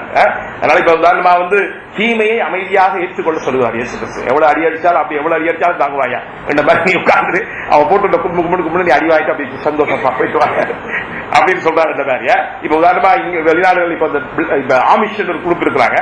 அவங்க எவ்வளவுதான் உத்தரவு பண்ணாலுமே ஒரு சிவில் கோர்ட்ஸ கூட நாட மாட்டாங்க, கோர்ட்ஸுக்கு கூட போக மாட்டாங்க. ஏன்னா நம்ம தீமையை ஏற்றுக்கொள்ள வேண்டும் ஆண்டு சொல்லிக்கிறாங்க. அப்ப எவ்வளவுதான் தீமை செய்தாலும், அதனால இப்ப கடந்த காலங்கள் இப்ப கொஞ்சம் பரவாயில்ல. இப்ப அதாவது ஆமிஷ் அமெரிக்கால குடியேறின நாட்கள்ல ஒரு சில பல நூற்றாண்டுகளாக அங்க இருக்கிற மக்களுக்கு எல்லாம் ஆமிஷ் தான் வேடிக்கை பொருள். அவன் என்ன பண்ணாலும் ஒன்றும் பண்ண மாட்டான், எவ்வளவு வேணாலும் தாங்குவான். அப்ப ஆமிஷ் என்ற ஒரு குழு இருக்குது, நான் அவங்களோட போய் வாழ்ந்துருக்கிறேன். அந்த மக்கள் என்ன சொன்னா, இப்பயும் குதிரை வண்டியில மாட்டு வண்டி குதிரை வண்டி பிரயாணம். அமெரிக்காவில் பிலடெல்பியால சில ஏரியாஸ் அவங்க வாழ்ற இடங்கள்ல இந்த ரோட்ஸ் எல்லாத்துக்கும் பக்கத்துலயே தனியாக ஒரு ரோட் போட்டிருக்காங்க 2 சைட்லயுமே. அது மாட்டு வண்டியில் மட்டும் தான் அதுல பயணிக்கலாம், குதிரை வண்டி மாட்டு வண்டி. ஏன்னா இவங்க குதிரை வண்டி மாட்டு வண்டி இன்னும் அமெரிக்காவில் வாழ்றாங்க, அப்படியே குதிரை வண்டி தான் பயணிக்கிறாங்க. இன்னும் எலக்ட்ரிசிட்டி அவங்க பாவிக்கல, இன்னும் பயோகேஸ் அப்புறம் லாம்பு இதான் அவங்க பாவிக்கிறாங்க. அவங்களோட வீடுகள்லையும் எலக்ட்ரிசிட்டி கிடையாது. இந்த மாதிரி நேச்சுரலான முறைகள்ல உருவாக்கப்பட்ட விஷயங்களா இருக்குது. கிணத்துல இப்பயும் துலாவுல தான் தண்ணி வைக்கிறாங்க, மோட்டர் பாவிக்க மாட்டாங்க. இந்த மாதிரி அந்த மக்கள் இன்னும் வாழ்றாங்க. சரிதான். இப்ப அந்த வாழ்க்கை தான் வாழ்றாங்க. ஆனா அவங்க வந்து இப்ப வந்து ஓரளவு சில விஷயங்கள் வந்து அட்லீஸ்ட் சிவில் அத்தாரிட்டிஸ் நாடலாமான்றதை பற்றி அவங்களுக்கு மாறுபட்ட கருத்து இப்ப இருக்குது. ஆனா கடந்த காலங்களில் வந்து அவங்க எவ்வளவுதான் பண்ணாலும் கூட பொண்ணை கையை பிடிச்சி இழுத்தா என்ன, இப்ப நான் ஒரு அதை பத்தி ஒரு படம் இருக்குது. அதாவது ஒரு பெண்ணை வந்து ஒரு குரூப் வந்து ரேப் பண்ணுது. அதை வந்து கோர்ட்ஸ்ல வந்து ஒரு பொதுநல வழக்கு தொடர்ந்துட்டாங்க. விட்னஸுக்கு இவங்க வரணும். இவங்க கடைசி மட்டும் நாங்க கோர்ட்ஸுக்கு போக கூடாது. என்ன நம்ம வந்து என்ன சொல்றாரு கடவுள், கண்ணுக்கு கண் பல்லுக்கு பல் வாங்காத நீ தீமையை எதிர்த்து நிக்க வேணாம்னு சொல்றாரு. அதனால நம்ம வந்து சரி அவங்க தீமை செய்தாங்க, நம்ம என்ன பண்றது, நம்ம அமைதியா சகித்து கொண்டிருப்போம் அப்படின்னு சொல்லி அந்த குடும்பமே அப்படியே அப்ப நிறைய பேர் லோயர் எல்லாம் போய் பேசுறாங்க அவங்களோட. நீங்க போங்கய்யா, அப்படி இயேசு கிறிஸ்து அப்படி சொன்னது அர்த்தம் அது இல்ல, நீங்க தவறா புரிஞ்சுக்கிறீங்க. இந்த மாதிரி தீமையை தொடர்ந்து நீங்க அனுமதிக்க கூடாது, உங்களுக்கு ஏதாவது இந்த மாதிரி மக்கள் பண்ணிக்கிட்டே இருக்காங்க, நீங்க என்ன அடிவாங்கிட்டே இருக்கீங்க, எவ்வளவு அடிச்சாலும் தாங்க ஒன்று மாதிரி உட்கார்ந்து இருக்கீங்க, இவ்வளவு பெரிய தீமையை நீங்க அப்படியே சகித்து கொண்டு சரியில்லைட்டு. ஆனா அவங்க வந்து நாங்க போக மாட்டோம் அப்படின்னு இருக்காங்க. கடைசியில் அந்த அந்த அந்த அவங்களோட லைஃப் அந்த ஸ்டோரியை காட்டும்போது கடைசியில் எப்படி முடிக்கான்னா, அந்த வீட்டில் இருக்க ஒரு சின்ன குழந்தை ஒரு 7-8 வயசு இருக்கும். அந்த குழந்தை நான் போற கோர்ட்ஸ் எழுதி போயிடுச்சு. இப்ப பேரண்ட்ஸ் என்ன செய்யறது, அதனால அவங்க எல்லாருமே அந்த குழந்தைக்கு நாள் போறாங்க இந்த மாதிரி முடிக்கலாம். அதாவது சிவில் அத்தாரிட்டி உதவியை நம்ம இந்த மாதிரி தீமை கலெக்டிவா வரும்போது நம்ம சமூகத்துக்கு எதிராக வருது, இந்த மாதிரி ரேப் பண்ற அளவுக்கு நம்ம அமைதியா இருக்கிறத மக்கள் தவறா புரிஞ்சுக்கிட்டு நம்மளை வந்து ரொம்ப மிஸ்யூஸ் பண்றாங்க. அதனால நம்ம சிவில் அத்தாரிட்டிஸ் உதவியை நாடலாம் என்று ஒரு ஃபேமிலி தீர்மானிக்குது. அந்த மாதிரி அந்த படத்தை முடிக்கிறாங்க. ஆனா அந்த ஆமிஷ் என்ற குரூப் அப்படித்தான் இருக்கிறாங்க. அவங்க இப்ப இருக்கிறாங்க அந்த மாதிரி குரூப்ஸ், அதாவது கட்டரைட்ஸ் ஆமிஷ் என்ற குரூப்ஸ் இருக்கிறாங்க. அவங்க என்ன யோசிக்கிறாங்கன்னா, நம்ம அசிவிஸ் நாங்க வந்து தீமையை எதிர்க்க கூடாது என்ற கொள்கையுடையவர்கள். அவை நம்ம தீமையை எவ்வளவுதான் தீமையா இருந்தாலும் நம்ம சகித்துக் கொள்ளணும்னு யோசிக்கிறோம். அவை நம்ம இந்த வேதபதியை கவனிக்கும் போது நாங்கள் யோசிக்க வேண்டிய விஷயம் என்னன்னு சொன்னா, முதலாவது இயேசு என்ன சொல்லவில்லை என்பதை நம்ம முதல்ல யோசிக்கிறோம். இயேசு என்ன சொல்லவில்லை என்பதை நம்ம யோசிக்கிறோம். இயேசு கிறிஸ்து நிச்சயமாக இந்த பகுதியில் வந்து நீ தீமையை அமைதியோடு சகித்து ஏற்றுக்கொள் என்ன சொல்லல. முதலாவது விஷயம். ஏன்னா அதை எப்படி நம்ம ப்ரூவ் பண்ணலாம்னா, இந்த எல்லா விஷயத்திலையும் அவர் ஏதோ செய்யத்தான் சொல்லிக்கிறார். ஒரு கண்ணத்தில் அறையும் போது நீ அப்படியே நீ உட்கார்ந்து சொல்ல, மறுகண்ணத்தை காட்டு அப்படின்னு சொல்ற, கொடு அப்படின்ற. கொடுன்றது ஒரு ஆக்ஷன் தானே, கொடுன்றது ஒரு ஆக்ஷன் இல்லையா? இயேசுக்கு என்ன சொல்லிக்கணும், ஒருவன் கண்ணத்தில் அடைந்தால் அவன் விற்பட்ட அடிக்கடி நீ சும்மா இருன்னு சொல்லிருக்கலாம். சரிதான். அல்லது ஒருவன் வந்து உன்னோட வழக்காடு வசத்தை ஏற்றுக்கொண்டால் எடுத்துட்டு போட முடியா அப்படின்னு சொல்லலாம். அவர் அப்படி சொல்லல. அந்த ஒவ்வொரு இன்சிடென்ட்லையும் பாத்தீங்கன்னா he tried to say something. அவர் வந்து ஒரு ஆக்ஷனை ப்ரோமோட் பண்றார், ப்ரொபோஸ் பண்றாரு. பாருங்க, ஒவ்வொன்றிலையுமே ஒருவர் கண்ணத்தில் அடித்தால் வலது கண்ணத்தை கொடு, உன் வஸ்திரத்தை எடுத்துக் கொள்கிறவனுக்கு உன் மேலாடையும் கொடு, உன்னிடத்தில் கடன் வாங்குறதுக்கு முகம் கோணாதே அப்படின்னு அர்த்தம். நீ சந்தோஷமா கொடு. அல்லது உன்னை 1 மைல் தூரம் போறவனுக்கு என்ன செய், 2 மைல் தூரம் போ. இப்ப இந்த எல்லாத்துலயுமே வந்து ஒரு ஆக்ஷனை ப்ரொபோஸ் பண்றாரு இல்லையா? தெளிவா ஏதோ ஒரு ஆக்ஷன் அவர் சொல்ல முயற்சிக்கிறார். அப்ப அதை நம்ம புரிஞ்சுக்கணும். அப்ப அவர் வந்து நிச்சயமா ஒரு பசிவ் சப்மிஷனை பேசல இல்லையா? அவர் வந்து நீ சதகடாம அப்படியே உட்கார்ந்துறியா, அவன் எவ்வளவு வேணா அடிச்சு அவன் பாட்டு போட்டு நீ கடவுள் பாத்துக்குவாரு அப்படின்னு அப்படியே தலையை கொடுத்து அப்படியே அவன் அடி அடிக்கட்டும், நீ அப்படியே பாத்துக்கிட்டே அப்படியே அப்படின்னு சொல்லல. மாறாக நீ ஏதோ செய்யன்னு சொல்ல அவர் முயற்சிக்கிறார். முதலாவது விஷயம். இரண்டாவது, அவருடைய வாழ்க்கையில நம்ம பார்க்கும் பொழுதும் வெவ்வேறு கட்டங்கள்ல வந்து அவர் வந்து தீமையை அவர் வந்து அமைதியாக பசிவாக சப்மிட் பண்ணிட்டு அவர் போகல. மாறாக தீமையை அவர் வந்து ஏதோ ஒரு சில விதங்கள்ல கையாள முயற்சிக்கிறார். ஒவ்வொரு கண்டெக்ஸ்ல ஒவ்வொரு மாதிரி கையாளுறார். உதாரணமா இப்ப யோவான் 2ஆம் அத்தியாயத்துல பாத்தீங்கன்னா அங்க ஒரு தீமை இருக்குது. அங்க வந்து ஒரு தேவாலயத்தை தவறாக யூஸ் பண்றாங்க. இயேசு கிறிஸ்து ஒரு சவுக்க உண்டாக்கி அந்த மக்கள் தான் அடிச்சு கலைக்கிறார் வாசிக்கிறோம். அந்த ஆக்கள்லயே அடிச்சாரா இல்லையான்றதை பற்றி மக்கள் ஒவ்வொரு மாதிரி சொல்றாங்க. சவுக்கை அவர் எடுத்து அவர் தள்ளி தான் விட்டாரு, ஆக்கள் அடிக்கல மாதிரி சில சொல்லுவாங்க. ஆனா எப்படியோ அவர் வந்து ஆக்கள் அடிச்சாரா ஆடு மாடுகள் அடிச்சாரா இன்னும் அடிச்சாரு தெரியல. ஆனா அவர் வந்து அந்த இடத்துல வந்து அவர் ரொம்ப ஒரு என்ன போஸ்டாக அவர் செயல்படுறாரு. எல்லாம் கட்டி விழுத்தி எல்லாம் அடுத்து ஓடுங்க அப்படின்னு கலைக்கிறார். அப்ப அவர் அங்க ஏதோ ஒரு தீமை அது யோசிக்கலாம், அல்லது அது நம்ம யோசிக்கலாம், அது கலெக்டிவான விஷயம் தானே அப்படின்னு. ஆனா யோவான் 10 பாத்தீங்கன்னா அவங்க கல்லறிய வராங்க. அது இறங்கியா அப்படிதான் சொல்றாரு, கண்ணுக்கு கண் பல்லுக்கு பல்லுன்றாருல. அப்ப யூதர்கள் வந்து இயேசு கிறிஸ்து வந்து கடவுளோடு தன்னை சமப்படுத்துகிறார், நான் ஒரே மகன் என்றாரு. அதனால ரொம்ப அவங்க கோபம் அடைகிறாங்க. கோபம் அடைஞ்சு என்ன செய்யறாங்கன்னா கல் எடுத்து எறியறதுக்கு வராங்க. இந்த ஆள் அது கல் எடுத்து கொள்ளணும் அப்படின்னு யோசிக்கிறாங்க. அப்ப எறியறதுக்கு கல்லோட வரும் பொழுது இயேசு கிறிஸ்துவின் உபதேசம் என்ன, அவர் வந்து நீ கண்ணுக்கு கண் பல்லுக்கு தீமையை எதிர்த்து நிக்க வேண்டாம். அப்ப தீமையை எதிர்த்து நிக்க வேண்டாம்னா அதனுடைய பொருள் என்னன்னு சொன்னா, நீ எவ்வளவு தீமை பண்ணாலும் குட்ட நீ குடிஞ்சிட்டு அப்படின்னு சொல்றாருன்னு சொன்னா அங்க அவர் அப்படி செய்யல. அங்க பாருங்க 30ஆம் வசனம் 10ஆம் அவர் அப்பொழுது யூதர்கள் மறுபடியும் அவர் மேல் கல்லெறியும்படி கல்லுகளை எடுத்துக்கொண்டாங்க. இப்ப அவர் என்ன செய்யலாம், இப்ப கல்லுகளை கையில வச்சிருக்காரு. அப்ப அவர் வந்து உபதேசத்தின்படி நீங்க அப்படியே நம்ம எடுத்துக்கொள்வோம்னா தீமையை அமைதியாய் சகித்துக்கொள் அப்படின்னு சொல்றாருன்னு சொன்னா, ஏற்றுக்கொள் அப்படின்னு சொல்றாருன்னா இருங்கய்யா அப்படின்னு அவர் கொடுத்து பசிவா இருந்திருக்கணும். அப்ப அவர் அப்படி செய்யல. இயேசு அவர்கள் நோக்கி, நான் என் பிதாவினால் அநேக நற்கிரியைகளை உங்களுக்கு காண்பித்தேன், அவர்கள் எந்த கிரியை நிமித்தம் என் மேல் கல்லறிகள். அவர் கேட்கிறார், சரி கல்லறிய போற கொஞ்சம் வெயிட் பண்றேன், அறியலாம் கொஞ்சம் வெயிட் பண்ண டைம் இருக்கு.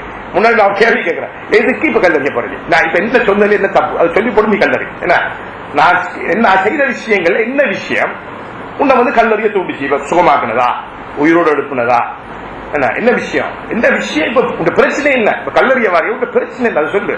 சொல்லிட்டு ரெண்டாவது விஷயம் சொல்லி சொல்லல, ரெண்டாவது விஷயம். அதுக்கு முன்னாடி எனக்கு ஒரு கேள்வி இருக்கு அப்படின்னு, எனக்கு ஒரு கேள்வி இருக்குங்க, கொஞ்சம் பொறுங்க, ஒரு கேள்வி கேட்கிறேன் அப்படின்னா யூதர்களுக்கு பிரதித்தனமாக பதில் சொல்றாங்க, நற்கிரியின் மீதம் நாங்கள் உண்மை கல்லர்கள் இல்லை, நீ நல்ல கிரியெல்லாம் செய்திருக்கிறேன், நீ மனுஷனாயிருக்கு உன்னை தேவன் என்று சொல்லி இவ்விதமாய் தேவ தூஷணம் சொல்லுகிற அப்படின்னா உண்மையில் கல்லறிகிறோம் என்றாங்க. நம்ம என்னத்துக்காக கல்லறோம்னா, இது நீ நல்ல கிரியெல்லாம் செய்திருக்க, உயிரோடு எழுதுனா நல்ல விஷயம் தான். ஆனா ஒரு மனுஷன் நீ உன்னை கடவுளுடைய மகன் என்று சொல்லி நீ கடவுள் என்று உன்னை நீ கிளைம் பண்ணுகிற. இயேசு அவர்களுக்கு பிரதித்தனமாக தேவர்களாய் இருக்கிறீர்கள் என்று நான் சொன்னேன் என்பதாய் உங்கள் வேதத்தில் எழுதியிருக்கவில்லையா? வேதவசனத்தை பெற்றுக் கொண்டவர்கள் தேவர்கள் என்று அவர் சொல்லியிருக்க, வேத வாக்கியம் தவறாயிருக்க, பிதாவினால் பரிசுத்தமாக்கப்பட்டும் உலகத்தில் அனுப்பப்பட்டும் இருக்கிற நான் என்னை தேவனுடைய குமாரன் என்று சொன்னதனால் தேவசனத்தும் சொல்லாயிரம் நீங்க சொல்லலாம். என் பிதாவின் கிரியைகளை நான் செய்யாதிருந்தால் நீங்கள் என்னை விசுவாசிக்க வேண்டியதில்லை, செய்தேனானால் நீங்கள் என்னை விசுவாசியாதிருந்தாலும் பிதா எங்கிலும் நான் அவர்கள் இருக்கிறதை நீங்கள் அறிந்து விசுவாசிக்கும்படி இந்த கிரியைகளை விசுவாசிங்கள் என்றார். அப்ப அவரு சொல்றாரு, நான் ஏன் கிரியைன்னு சொன்னா, என்னுடைய கிரியை வந்து நான் யார் என்பதற்கான என்னது அத்தாட்சிப்படுத்துகிறதா இருக்கு. ஏன்னா நான் வந்து பிதா என்னெல்லாம் செய்ய முடியுமோ அதெல்லாம் நான் செய்து காட்டுறேன்ல.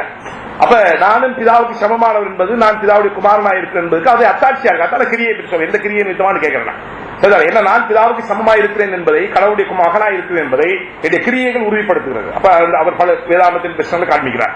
அப்ப 39 வருஷத்து இதனை அவர் மறுபடியும் அவரை பிடிக்க தெரிந்தார்கள். அவர்கள் கைக்கு தப்பியும் போயிட்டார். அவர் தப்பியும் போயிட்டாரு பாருங்க, அவர் கேள்வியும் கேட்டாரு, தப்பியும் போயிட்டாரு, தலையை கொடுத்துட்டு அடிவாங்கல. அவர் ஒண்ணு சொல்றாரு, ஒண்ணு செய்யறாரு போல இருக்கு. அந்த மாதிரி தெரியுது பாக்க. அல்லது யோவான் 18 பாத்தீங்கன்னா இயேசு கிறிஸ்து பிரதான ஆசாரியருக்கு முன்னால் நிப்பாட்டப்பட்டிருக்கிறாரு. அண்ணா அங்க காய்ப்பா தான் பிரதான ஆசிரியர், அண்ணாவும் காய்ப்பா, அண்ணா தான் அந்த ரோலை கூட செய்திருந்தார் மாமனார். அப்ப இயேசு கிறிஸ்து வந்து பிரதான ஆசிரியர் முன்னால் நிற்கும் போது அங்க அதுக்கு முதல் வசனம் பாத்தீங்கன்னா 18ஆம் அதிகாரத்தின் 18-19 வருஷங்கள் பாத்தீங்கன்னா அங்க பேதுரு அங்க இருக்காரு. பேதுரு குளிர்காய்ந்து கொண்டிருக்கிறார் அந்த வசனத்தை சொல்லி அவர் குளிர்காய்ந்து இருக்கிற சம்பவத்தை அங்க கனெக்ட் பண்றாரு அந்த ஆசிரியர். அதுக்கு அடுத்த 22ஆம் வருஷத்துல அந்த பிரதான ஆசிரியர் கேட்கிறார், நீ என்ன பேசின, உங்க சீசர்களா யார் யார் லிஸ்ட கொடு அப்படின்றார். இயேசு அப்படி கேட்கிறாரு. இயேசு அப்படி கேட்கும்போது இயேசு வந்து என்ன சொல்றாருன்னா, நான் வந்து லிஸ்ட் தர வேண்டிய அவசியம் இல்லை, அதை பற்றி அவர் பேசவே இல்லை, லிஸ்ட் பற்றி அவர் பேசவே இல்லை. ஆனா அவர் கிடையாது அதுவும் கேட்கலாம். பிரதான ஆசிரியர் இயேசுவிடத்தில் அவருடைய சீசரை குறித்தும் போதகத்தை குறித்தும் விசாரித்தார். நீ என்ன பிரசங்கம் பண்ற, யாரெல்லாம் உங்க ஃபாலோவர்ஸ், உன்னை மட்டும் இல்லை, உங்க ஃபாலோவர்ஸ் எங்களுக்கு வேணும் அப்படின்றான். இயேசு அவனுக்கு பிரதித்தரமாக, நான் வெளியரங்கமாய் உலகத்தில் பேசினேன், ஜபாலயங்களில் ஜூதர்கள் எல்லாரும் கூடி வருகிற தேவாலயத்திலும் எப்பொழுதும் உபதேசித்தேன். அந்த ரங்கத்தில் நான் ஒன்றும் பேசவில்லை. நான் வந்து சீக்ரெட் குரூப்போடு நடத்தலையா, நான் வந்து ஓப்பனா பகிரங்கமா தான் நான் என்ன பண்ணுவேன் எல்லாத்தையும் பண்ணிட்டு இருக்கேன். என்னுடைய பிரசங்கத்தை நான் ஓப்பனா பண்ணிட்டு இருக்கேன், இந்த சீசர்கள் ஓப்பனா வராங்க, நான் என்ன தேவாலயத்தில் பேசுறேன், பொதுமக்கள் மத்தியில் பேசுறேன், நான் வந்து ஓப்பனா நான் என்ன பேசணும் பகிரங்கமா பேசுறேன். அப்ப நீங்க என்னிடத்தில் விசாரிக்க வேண்டியது என்ன, நான் சொன்னவைகளை கேட்டவர்களிடத்தில் விசாரிக்க, நான் பேசினவைகளை அவர்கள் அறிந்திருக்கிறார்களே என்றாங்க. ரொம்ப டீசென்டான ஒரு பதில் இல்லையா? கேட்கிறான், என்ன உபதேசித்தீர், யாரெல்லாம் ஃபாலோவர்ஸ் லிஸ்ட குடியா அப்படின்னு கேட்கிறான். அவர் சொல்றாரு, நான் பகிரங்கமாக தான் ஊழியம் செய்றேன், தேவாலயத்தில் பேசியிருக்கேன், பப்ளிக் மீட்டிங்ல பேசியிருக்கிறேன், சினகோல பேசியிருக்கிறேன், என்ன மலையில உட்காந்து பேசியிருக்கேன், கடல் உட்காந்து கடற்கரை உட்காந்து பேசியிருக்கேன், கேட்டவங்க இந்த இருக்காங்க உங்க பக்கத்துலயே, என்னக்கு பேசுறது அவனே கேளுங்க அப்படின்றாரு. இதுல இந்த பதில ஒரு தப்பும் கிடையாது. ஆனா அங்க ஒரு போர்ச்சவன் இருந்தான், அவனுக்கு இந்த பதில் ரொம்ப அதிருப்தியா இருந்த பலாரண்டு கண்ணத்துல அடிச்சு போட்டான். இதுதான் ஆடி கண்ணத்துல இயேசு பள்ளிச்சென்று. இப்ப இயேசு கிறிஸ்து என்ன செய்யலாம், என்ன சொன்னார் இயேசு கிறிஸ்து? ஒரு கண்டத்தில் இருந்தால் இயேசு கிறிஸ்து அதுதான் செய்திருக்கணும் அப்படின்னு பார்த்தா இல்ல. இயேசு கிறிஸ்து என்ன சொல்றாங்க, ஒருவன் உன்னை ஒரு கண்டத்தில் இருந்தால் மறு கண்டத்தை காட்டு அப்படின்னு சொல்றாங்க. அந்த வசனத்தை வாசிங்க, யோவான்ல 18ஆம் அதிகாரம் 23ஆம் வசனம். இல்ல முதல் வசனம் 22. இப்படி அவர் சொன்ன பொழுது சமீபத்தில் இருந்த சேவகர்கள் ஒருவன் பிரதான ஆசாரியனுக்கு எப்படியா உத்தரவு சொல்லுகிறது என்று இயேசுவை ஒரு அறை அறைந்தார். இது வந்து நம்ம பல நேரங்கள் நமக்கு தெரியும். இப்ப ஐயாக்கு கீழே வேலை செய்யற எல்லாருமே ஐயா ஐயா கூப்பிடுவாங்க. இயேசு கிறிஸ்து ஐயா சாமி என்று கூப்பிடல பிரதான ஆசிரியர். என்ன அவர் ரொம்ப டீசெண்டா ஒரு சாதாரண ஒரு விசாரணையின் போது கொடுக்க வேண்டிய பதில கொடுக்கல. போட்சேவர்கள் வந்து பிரதான ஆசாரியனுக்கு பணியாற்றுவர்கள் பிரதான ஆசாரியனுக்கு என்ன மதிப்பையும் கொடுத்துக்கலாம், எப்படி வேணாலும் அவரோட பேசலாம், அவங்களோட பிரச்சனை இல்லையா. ஒரு ரெஸ்பெக்ட்ஃபுல்லான நேர்மையான பகிரங்கமான பதிலை தான் இயேசு கொடுக்குறாரு எல்லாருக்கும் பொதுவாக. ஆனா ஒரு சேவகனுக்கு ரொம்ப சூடாயிடுச்சு. என்னது இல்லையா, எங்களை பிரதான ஆசாரியனுக்கு நீ மதிப்பு இல்லாம பதில் சொல்ற, இப்படியா பதில் சொல்றேன் பலாரட்டு கண்ணத்துல கொடுத்தா ஆடி. இயேசு கிறிஸ்து மத்திய 5 சொல்றாரு, கண்ணுக்கு கண் பல்லுக்கு பல்லு நான் சொல்றேன் உடைக்கப்பட்டிருக்க. நான் உங்களுக்கு சொல்றேன், தீமை வைத்து நிக்க வேண்டாம். ஒருவனை வலது கண்ணத்தில் உடைத்தால் நீ அவனுக்கு மறுகணத்தை காட்டு. இயேசு இப்ப மறுகணத்தை காட்டுறாரு. அது வாசம் 23 தான் இயேசு காட்டுற மறுகண்ணம். இயேசு அவனுக்கு இப்ப மறுகணத்தை காட்டுறாரு பாருங்க.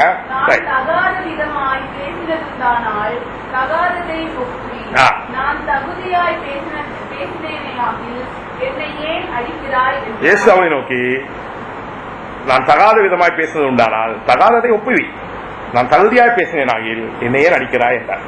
இப்ப இயேசு கிறிஸ்து மத்திய 5 சொல்றாரு 19 இந்த கற்பனைகள் எல்லாவற்றிலும் சிறிதாவது ஒன்றாக மீறி விதமாய் மனுஷனுக்கு போதிக்கிறவன் பல்லவராஜ்யத்தில் எல்லாரும் சிறியவன் எனப்படுவான். இவைகளை கை கொண்டு போதிக்கிறவன பல்லவராஜ்யத்தில் பெரியவன் எனப்படுவான். அப்ப போதிக்கிறவன் கை கொள்ளணும் பண்றதுல இயேசு கிறிஸ்து ரொம்ப தெளிவா இருக்காரு. அதுல எந்த மாற்ற கருத்தும் இல்லை இல்லையா. நமக்கு வித்தியாசம் இல்லதான். இயேசு கிறிஸ்து போதனைக்கும் அவருடைய வாழ்க்கைக்கும் வித்தியாசம் இருக்க முடியாது. கடைசி மட்டும் ஒரு பர்சனல் ஈவில் உங்களுக்கு ஏற்படும் பொழுது அதை எப்படி கையாளணும் என்பதை பற்றி இயேசு கிறிஸ்து என்ன உபதேசித்தாரோ கற்றுக் கொடுத்தாரோ அதைத்தான் அவர் பிராக்டிஸ் பண்ணியிருக்கார் வாழ்க்கையை.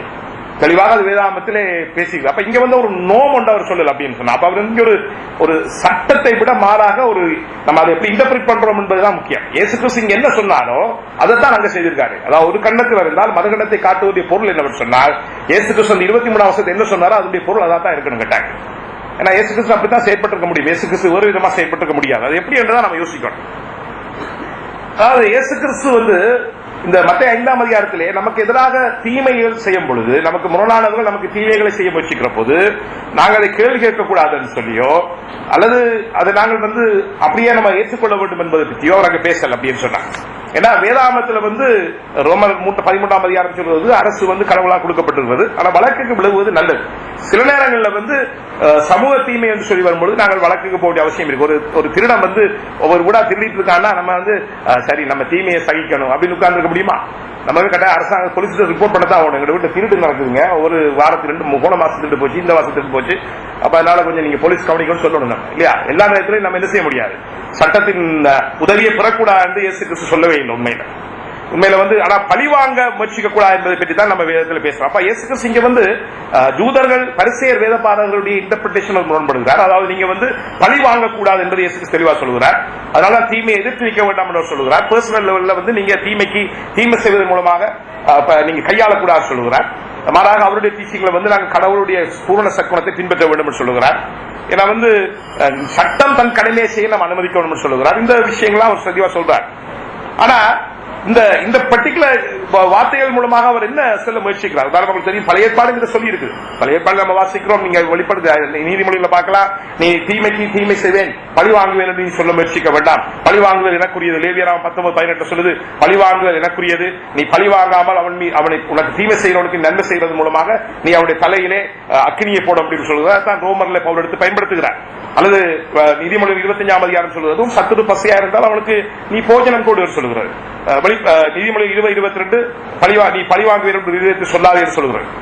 அப்ப இயேசு கிறிஸ்து வந்து தீமையை எதிர்க்க வேண்டாம் என்று சொல்லுகிறார். உண்மையில தீமையை எந்த விதத்தில் நீ எதிர்க்க முயற்சிக்க வேண்டாம் என்று சொல்லுகிறார் என்பதுதான் எனக்கு கேட்க வேண்டிய கேள்வி.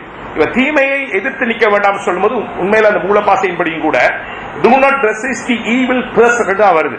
தீமை செய்கிற நபரை நீ எதிர்க்க வேண்டாம் என்றுதான் வருது, எதிர்த்து நிற்க வேண்டாம் வருது. உண்மையில அந்த மீனிங் வந்து உண்மையில இயேசு கிறிஸ்து என்ன செய்யறாரு, பரிசேயருடைய இன்டர்பிரேஷனுக்கு கண்ட்ராஸ்டா வர்றாரு.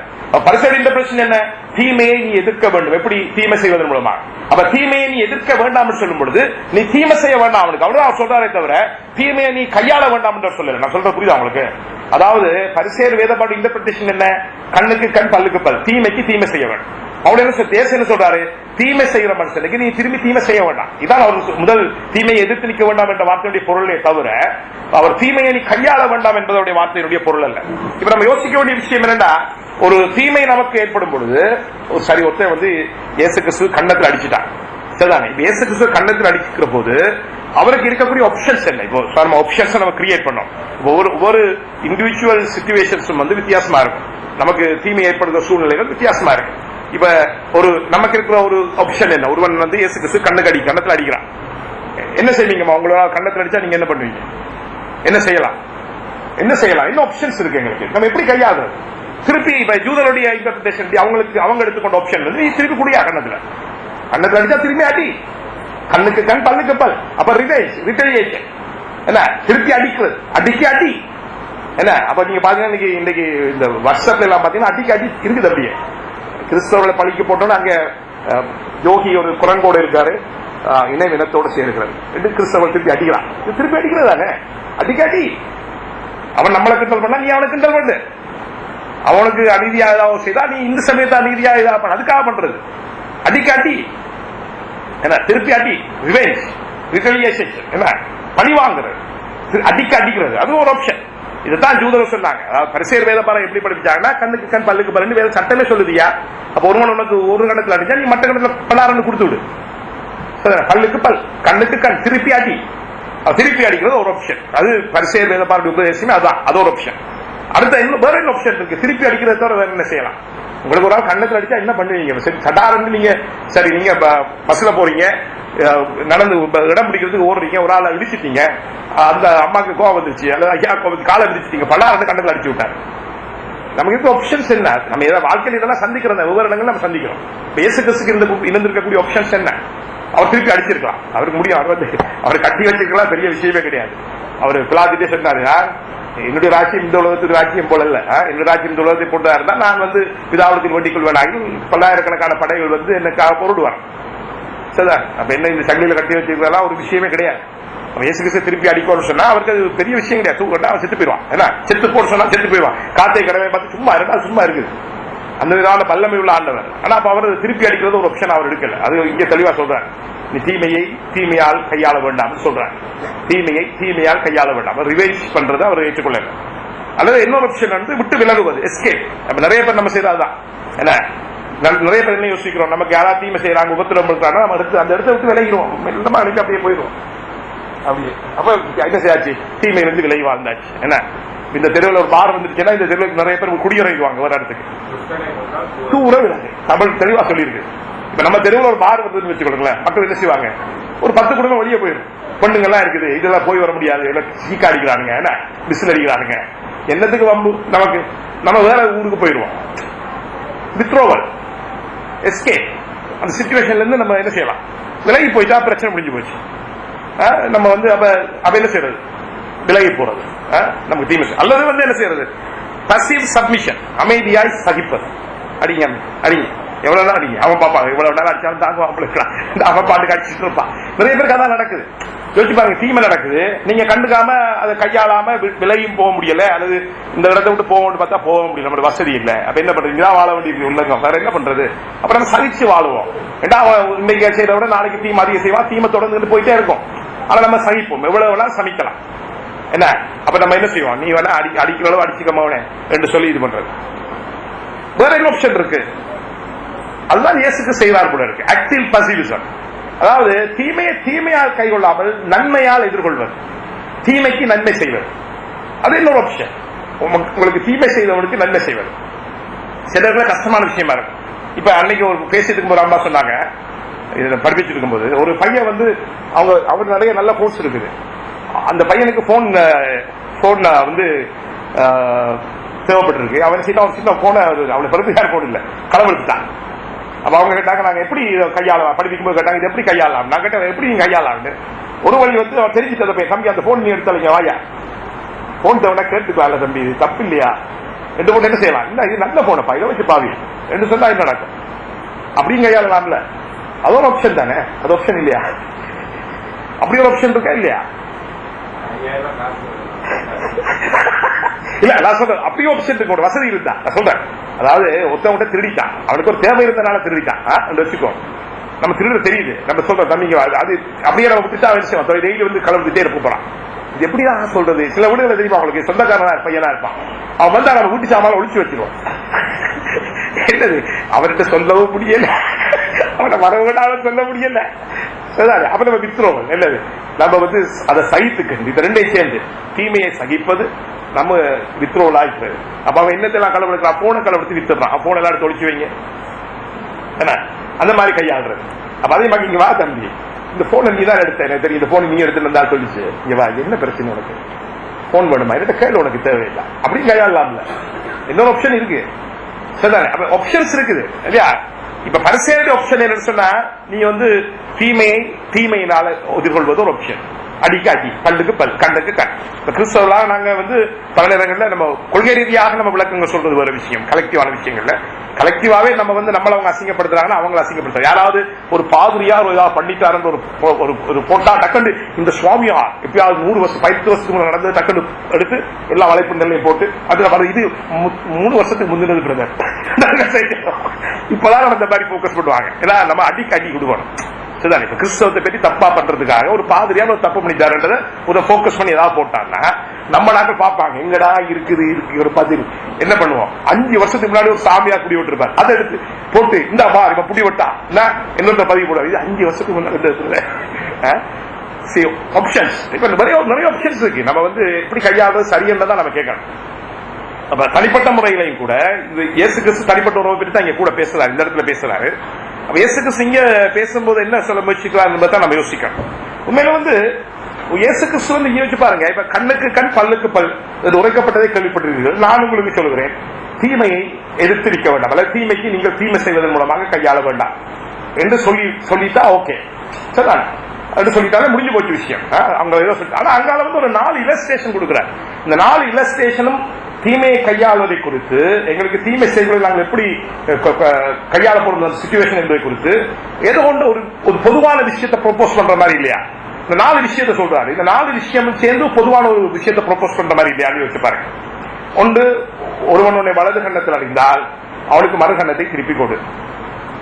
நான் சொன்ன மாதிரி அந்த ஒவ்வொன்றிலையுமே அவர் ஒரு ஆக்ஷனை ப்ரொபோஸ் பண்றார் என்பதும் தெளிவாக இருக்கு. உன்னோடு வழக்காடின் வஸ்திரத்தை எடுத்துக்கொள்ள வேண்டும் என்று ஒரு அங்கேயும் விட்டுவிடு. அங்கேயும் ஒரு விஷயத்தை அவர் பேசுறாரு, ஒரு அக்ஷரம் இருக்குது, ஆனா இன்னொரு விஷயத்தை அவர் பேசுறாரு. ஒருவனுடைய 1 மைல் தூரம் பணப்பட வேண்டும் என்றால் அவனோட 2 மைல் தூரம் போ. உனக்கு கேட்கிறவனுக்கு கொடு, உனக்கு கடன் வாங்க விரும்புறவனுக்கு முகம் போடாது. இங்க 4 இல்லஸ்ட்ரேஷன் கொடுக்கிறாரு, 4 முறைகள்ல அவர் விளக்கப்படுத்துகிறார் அந்த விஷயத்தை. அதாவது முதலாவது விஷயம் பாருங்க, கன்னத்தில் அடிப்பது. கன்னத்தில் அடைவது என்பது கண்ணமா அடிச்சு போட்டாயா? கன்னத்தில் அடைவது என்பது வெறுமனை அடிப்பது மட்டுமல்ல, அவமானப்படுத்துவது. இட்ஸ் அட்டாக் ஆன் அவர் இன்டெகிரிட்டி அல்லது அவர் டிக்னிட்டி இல்லையா? கன்னத்தில் அடிக்கிறது எப்படி? ஆசிரியர் கன்னத்தில் அடிக்கிறது பிறம்பால பின்னு கடிச்சா பரவாயில்ல, கன்னத்தில் அடிச்சு போட்டான். திடீரென்று ஒரு ஆள் வந்து கன்னத்தில் அடிஞ்சா வந்து அது சிம்பாலிக்கலா கண்ணம் என்பது என்னத்தை மீன் பண்றதுன்னு சொன்னா உங்களுடைய டிக்னிட்டி, தன்மானத்தின் மீதான தாக்குதல் இல்லையா? ஒரு தன்மானத்தை ஒரு தாக்குறான். அடுத்தது நீங்க யோசிச்சு பாருங்க, உன்னை கோர்ட்ஸுக்கு கொண்டு போறான், உன்னுடைய பாதுகாப்பின் மீதான தாக்குதல். ஒரு விதத்தில் உன்னை ஒருமை தூர வர பலபந்தம் பண்ணான், உன்னுடைய லிபர்ட்டி மீதான, உன் சுதந்திரத்தின் மீதான தாக்குதல். அல்லது உன்னிடத்தில் இருக்கிறவர்களை கேட்கிறவனுக்கு, உன்னிடத்தில் எடுத்துக்கொள்ள விரும்புகிறவனுக்கு, உன்னிடத்தில் கேட்கிறவனுக்கு, உனக்கு கடன் வாங்க விரும்புகிறவனுக்கு, உன்னுடைய ப்ராப்பர்ட்டி ஓனர்ஷிப் மீது இருக்கிற தாக்குதல். இந்த எல்லாத்தையுமே அவர் பேசும்போது இந்த 4 விஷயத்துல அவர் என்ன சொல்றாரு சொன்னா, அதாவது எங்களுடைய எதிரியை நாங்கள் கையால், அதாவது to handle the எதிரி outside of us, we have to handle the enemy within us. இதான் பாயிண்ட் அவருடைய. அதாவது எங்களுக்கு வெளியில் இருக்கிற எதிரியை கையாளுவதற்கு முதலாவது படி என்னவென்று சொன்னால், ஃபர்ஸ்ட் ஸ்டெப் என்னன்னு சொன்னால், எங்களுக்கு உள்ள இருக்கிற எங்களுடைய எதிரியை கையாள வேண்டும். நான், என் சுதந்திரம், என்னுடைய உரிமை, இந்த ஈகோ, நான் என்ற மமதை, என்னுடைய தன்மானம், என்னுடைய உரிமை, என்னுடைய சுதந்திரம், இது எங்களுக்கு இருக்கின்ற ஒரு enemy. We have died for ourselves. நம்முடைய எதிரியை நாம நேசிக்கணும் சொன்னால் we should die for ourselves. ஒருவன் தன் சுயத்துக்கு சாகாவிட்டால், தன்னுடைய சுயம் என்கிற எதிரியை கொல்லாவிட்டால் அவன் ஒரு காலமும் மற்றவனை ஆதாயப்படுத்த முடியாது, மற்றவனை நேசிக்க முடியாது, எதிரியை அன்பு செய்ய முடியாது. இதான் கோர் என்று நான் நினைக்கிறேன். மார்ட்டின் ஜோன்ஸ் அழகாக அதை விளங்கப்படுத்தி இருக்கிறார் தன்னுடைய புத்தகத்தில். அதாவது ஒரு அவுட் சைட் எனிமியை கையாளுவதற்கு முன்பாக நாங்கள் இன்சைட் எனிமியை கையாள வேண்டி இருக்கின்ற ப்ரொபோஸ் பண்ணுறாங்க. ஏன்னா நமக்குள்ள வந்து நம்முடைய சுயம் வந்து எப்பயுமே ரொம்ப ஸ்ட்ராங்கா இருக்குது. அந்த சுயம் என்ன செய்யுதுன்னா பழிவாங்க நம்மை தூண்டுகிறது. சுயத்துக்கு நாம மறித்தால் தான் நம்ம என்ன செய்ய முடியும், எங்களுக்கு தீமை செய்யக்கூடிய நன்மை செய்ய நாங்கள் கற்றுக்கொள்ள முடியும். அந்த அந்த அந்த அந்த அந்த விருப்பம் எங்களுக்கு வரும். நான் பெருசன் யோசிக்கிறவர்கள் என்ன செய்ய மாட்டான், தனக்கு எதிராக பேசுகிறவனோடு உறவு வைக்கவோ அவனை நேசிக்கவோ அவனை ஆதாயப்படுத்த ஒரு முயற்சி எடுக்க மாட்டாங்க. எனக்கு எதிராக ஒரு கடும் வார்த்தையை பேசிட்டார், எனக்கு எதிராக ஒரு பொருளியை கிளப்பிட்டார், எனக்கு எதிராக செய்தாருன்னு சொன்னா உடனே எங்க சுயம் என்ன செய்யும், என் சுயம் விழித்துக்கொள், என் சுயம் அதுக்கு எதாவது செயற்படத்தை தூண்டும். என்ன நான் கேறேனா, அப்ப நான் குறைவானவனா, அப்ப என்னுடைய சுதந்திரத்துக்கு என்ன ஆகுது, அவர் தண்டை ஸ்டெப் செய்ய முடியுமா? நான் இந்த ஸ்டெப் நான் செய்ய முடியாது. கணவன் மனைவி உறவுல கூட என்ன நடக்கும்? அவர் அப்படி பண்ணா நான் இப்படி பண்றேன், அவர் பண்ணா நான் பண்ண முடியாதா? எல்லா ரிலேஷன்ஷிப்லயுமே இது ஒரு ஈகோ ப்ராப்ளம். என்னுடைய ஈகோ, நான், என்னுடைய சுயம், என்னுடைய தன்மானம், என்னுடைய உரிமை, என்னுடைய சுதந்திரம், என்னுடைய சொத்து, என்னுடைய உழைப்பு, இது சுரண்டப்படுது. என்னுடைய உழைப்பை அவன் திருட முயற்சிக்கிறான். அப்ப என்னுடைய அப்ப எங்களுக்கு எதில் இருக்கின்ற எதிரியை கையாள்வதற்கு எங்களுக்கு உள்ள இருக்கிற எதிரியத்தை நம்ம முதல்ல கையாளணும், எங்களுடைய சுயத்தை நம்ம கையாளணும். அப்ப இயேசு கிறிஸ்து தீமைக்கு ரிட்டலியேஷன், தீமைக்கு தீமை செய்வதை ப்ரோபோஸ் பண்ணல, அவர் முன்வைக்கல, அல்லது வித்ரோவலையோ அல்லது எஸ்கே அல்லது பசிவ் சப்மிஷனையோ அவர் ப்ரோபோஸ் பண்ணல. மாறாக அவர் என்ன செய்கிறார் சொன்னால் ஆக்டிவ் பாசிவிசத்தை பற்றி அவர் பேசுகிறார். அதாவது தீமைக்கு நன்மை செய்யக்கூடிய ஒரு கையாளும் முறையை பற்றி அவர் பேசுகிறார். அதாவது அதை செய்யணும்னா முதலாவது ஸ்டேஜ் என்னன்னு சொன்னா, அதுக்கு நான் எனக்கு மறிக்கணும், என்னுடைய சுயத்துக்கு மறிக்கணும். நான் பெரிய ஆள் அப்படின்னு யோசிக்க கூடாது. நான் ஒண்ணு இல்லை. அதாவது நான் ஒரு தீமையான ஒரு பரிசேர் வேதவாடைய ப்ராப்ளம் என்ன, அவங்க என்ன யோசிக்கிறாங்க? நாங்கள் பெரிய நீதிபரன், நான் பெரிய பரிசுத்தவான், நான் சரியா இருக்கிறேன், நான் சரியானதை தான் செய்கிறேன். அப்ப என் மீது ஒரு தாக்கம் வரும்போது நான் ஏன் விட்டு கொடுக்கணும்? நான் பெரியாளர் யோசிக்கும் வரைக்கும் நம்ம ஒரு நாள் விட்டு கொடுக்க மாட்டோம். நான் பெரியாளர் யோசிக்கும் வரைக்கும் நம்ம என்ன செய்வோம்? பழி வாங்கவும் மறுபடி பழி செய்யவும் தான் நம்ம வச்சுக்கணும். ஏன்னா நான் பெரியாள் இல்லையா? நான் என்னுடைய நேமை அல்லது என்னுடைய கௌரவத்தை நான் விட்டு கொடுக்க கூடாது. அப்ப யோசிச்சு பாருங்க. இப்ப நிறைய பேர் கல்யாண வீடு, பிறந்த நாள், இதுக்கெல்லாம் சில வீட்டு தான் போவாங்க, சில வீட்டு போக மாட்டாங்க. ஏன்னா திருடங்க என்ன பண்றாங்களோ அதுதான் கிறிஸ்தவம் பண்றாங்க. திருடங்க என்ன பண்றாங்களோ, ஊதாரிகள் என்ன பண்றாங்களோ, குடியாரம் என்ன பண்றானோ, இந்த உலகத்தின் பாவிகள் என்ன பண்றாங்களோ அதைத்தான் கிறிஸ்தவம் பண்ணுவாங்க. அதுக்கு மிஞ்சி ஒன்றும் பண்ண மாட்டாங்க. ஏன்னா சுயம் சாகிறது இல்லை. எங்க வீட்டுக்கு அவர் கல்யாணத்துக்கு வரல, அவர் வீட்டு கல்யாணத்துக்கு நான் போக மாட்டேன். அந்த பிறந்த நாளுக்கு ஏன் போகலையா? நாங்க எங்க பிறந்த நாளுக்கு வந்தாங்க அவங்க, அப்ப நாங்க ஏன் போகணும்? என்ன கல்லூரி தானே செய்யறான், கொள்ளக்காரன் தான் செய்யறான், யார் செய்யல? ஏன் போகணும்? எந்த சுயம்? நான் சாகல. நான் சாகாத வரைக்கும் நண்பனையே கையாள முடியாதுங்க. எதிரி எப்படி கையாளுறது? நான் சாகாத வரைக்கும் நம்ம நண்பனையே கையாள முடியாது. எப்படி எதிரியை கையாளுறது? யோசிச்சு பாருங்க. நிறைய பேர், எத்தனை பேர் யோசிச்சு பாருங்க. அதாவது பிறந்த நாளுக்கு சொல்றாங்க, உங்களோட பிறந்த நாளுக்கு சொல்றீங்க, அவங்க விருப்பம் இல்லைன்னே வரல, முடியல வரலன்றது ஒரு விஷயம் இல்லை. இவங்க விட்டு பிறகு என்னையா போறது? சில பாங்க பணக்கார வீட்டுக்கே போவோம். அது ஒரு பழக்கம் இருக்குது திருச்சபைகள்ல. சாப்பாடு கொடுக்குறேன்னு சொன்னா எங்களுக்கு திருச்சபையில 2 பேர் மாறி மாறி சாப்பாடு கொடுத்துட்டே இருக்காங்க. ஏன்னா அவர் சாப்பாடு கொடுப்பாரு, அவர் சாப்பாடு கொடுக்கும் போது கொடுத்தோட இவர் அடுத்த வாரம் அவருக்கு கூப்பிட்டு சாப்பாடு கொடுப்பார். ஒரு கட்டத்துல ஒருத்தர் சாப்பாடு கொடுக்க நிப்பாட்டிட்டார். அப்ப ஏன் பாட்டு கேட்டா அவரே சொன்னாரு, நான் நிப்பாட்டேன், ஏன்டா இதை நீங்க வெட்டிட்டு போடுங்க. ஏன் பாட்டு கேட்டா, இல்லைங்க அது அப்படியே கூட்டிட்டு போயிடுச்சு, ஒரு நஞ்சு போடுறதுக்கு 5000 செலவாயிடுச்சு. நாங்க முதல்ல வெஜிடபிள் சாப்பாடு போட்டோம், அவங்க மீனோட போட்டாங்க, நாங்க ராலோட போட்டோம், அவங்க கனவா மீன் ரால் 4 போட்டாங்க, நாங்க நண்டு கனவா ராலைய போட்டு இப்படி இவங்க 2 பேரும் தான் சாப்பிடுவாங்க. திருச்சிக்கு எத்தனை சொத்துக்கள் இல்லாத வாரா அவனை கூப்பிட்டு சாப்பாடு கொடுக்கல. ஏன்னா அவன் திரும்பி போட மாட்டான். திருப்பி போடுறவனுக்கு தான் நான் சாப்பாடு போடுவேன். ஆனா எப்ப நிப்பாட்டுவேன்னா அவன் போட்டது திருப்பி என்னால போட முடியாத போது நான் நிப்பாட்டுவேன். என்னையா கிறிஸ்தவ, இதா கிறிஸ்தவமா? யோசிச்சு பாருங்க. இதான் எங்களோட உறவு. இப்படிதான் நம்ம உறவை கையாளுகிறோம். நம்மை நேசிக்கிறவர்களை நேசித்து, நம்மை சபிக்கிறவர்களை சபிக்கிறோம், நம்மை ஆதரிக்கிறவர்களை ஆதரித்து, நமக்கு ஆதரிக்க முடியாதவர்களுக்கு வருங்கையை காட்டுறோம். காரணம் என்ன? ஏன்னா நம்ம அயலாரையும் சரி எதிரியையும் சரி கையாள வேண்டும் என்று சொன்னால் முதலாவது நாங்கள் கையாள வேண்டியது எங்களுடைய சுயத்தை. எனிமி வித்னஸ், எங்களுக்குள்ளே இருக்க ஒரு எதிரி இருக்கிறான். நமக்கு தெரியுமா உங்களுக்கு? எங்களுக்கு உள்ள ஒரு எதிரி இருக்கிறான், சுயம் என்கிற எதிரி. எங்களை கடவுளுக்காக சாகிற ஒரு, அதாவது கோதுமை மணியாலும் நிலத்திலிருந்து செத்தால் ஒழிய அது பலன் தர முடியாது இல்லையா? அப்ப இந்த உறவுகளை, இறை அரசை பற்றிய உபதேசத்துல முதன்மையானது என்ன யோசிச்சு பாருங்க. இயேசு கிறிஸ்துடைய உபதேசங்கள்ல முதன்மையானது இறை அரசு. இறை அரசை பற்றி உபதேசத்துல முதன்மையானது என்ன? ரிலேஷன்ஷிப். இயேசு கிறிஸ்து முழு நியாயப்பிரமாணத்தையும் தீர்க்கதரிசனங்களையும் 2 சட்டங்களில் கொண்டு வந்து தொங்க விட்டார். என்ன சட்டங்கள்? உன் தேவநாயக கர்த்தரின் முடிதயத்தோடும் முழு ஆத்மாவோடும் முழு பலத்தோடும் அன்பு கூறுவாயாக, உன்னை போல் உன் அயலவனை அன்பு கூறுவாயாக, உன் பிறனை எல்லா மனுஷரே. உன் பிறனை என்பதன் மூலமாக இயேசு கிறிஸ்து என்ன செய்கிறார்? யூதர் புறவினத்தார் ஆகிய நீதிமான் பாவிகள், சேர்ச்சிக்கு வரவன் சேர்ச்சிக்கு வராதவன் எல்லாரும் உள்ள கொண்டு வர. நீ அன்பு செய்ய முடியாத ஒருத்தருமே கிடையாது. இந்த 2 கட்ட உறவு, கடவுளோடு உள்ள உறவு, மனுஷங்களோடு எங்களுக்குள்ள உறவு, அதை நாங்கள் சரியா கையாள வேண்டும் சொன்னால்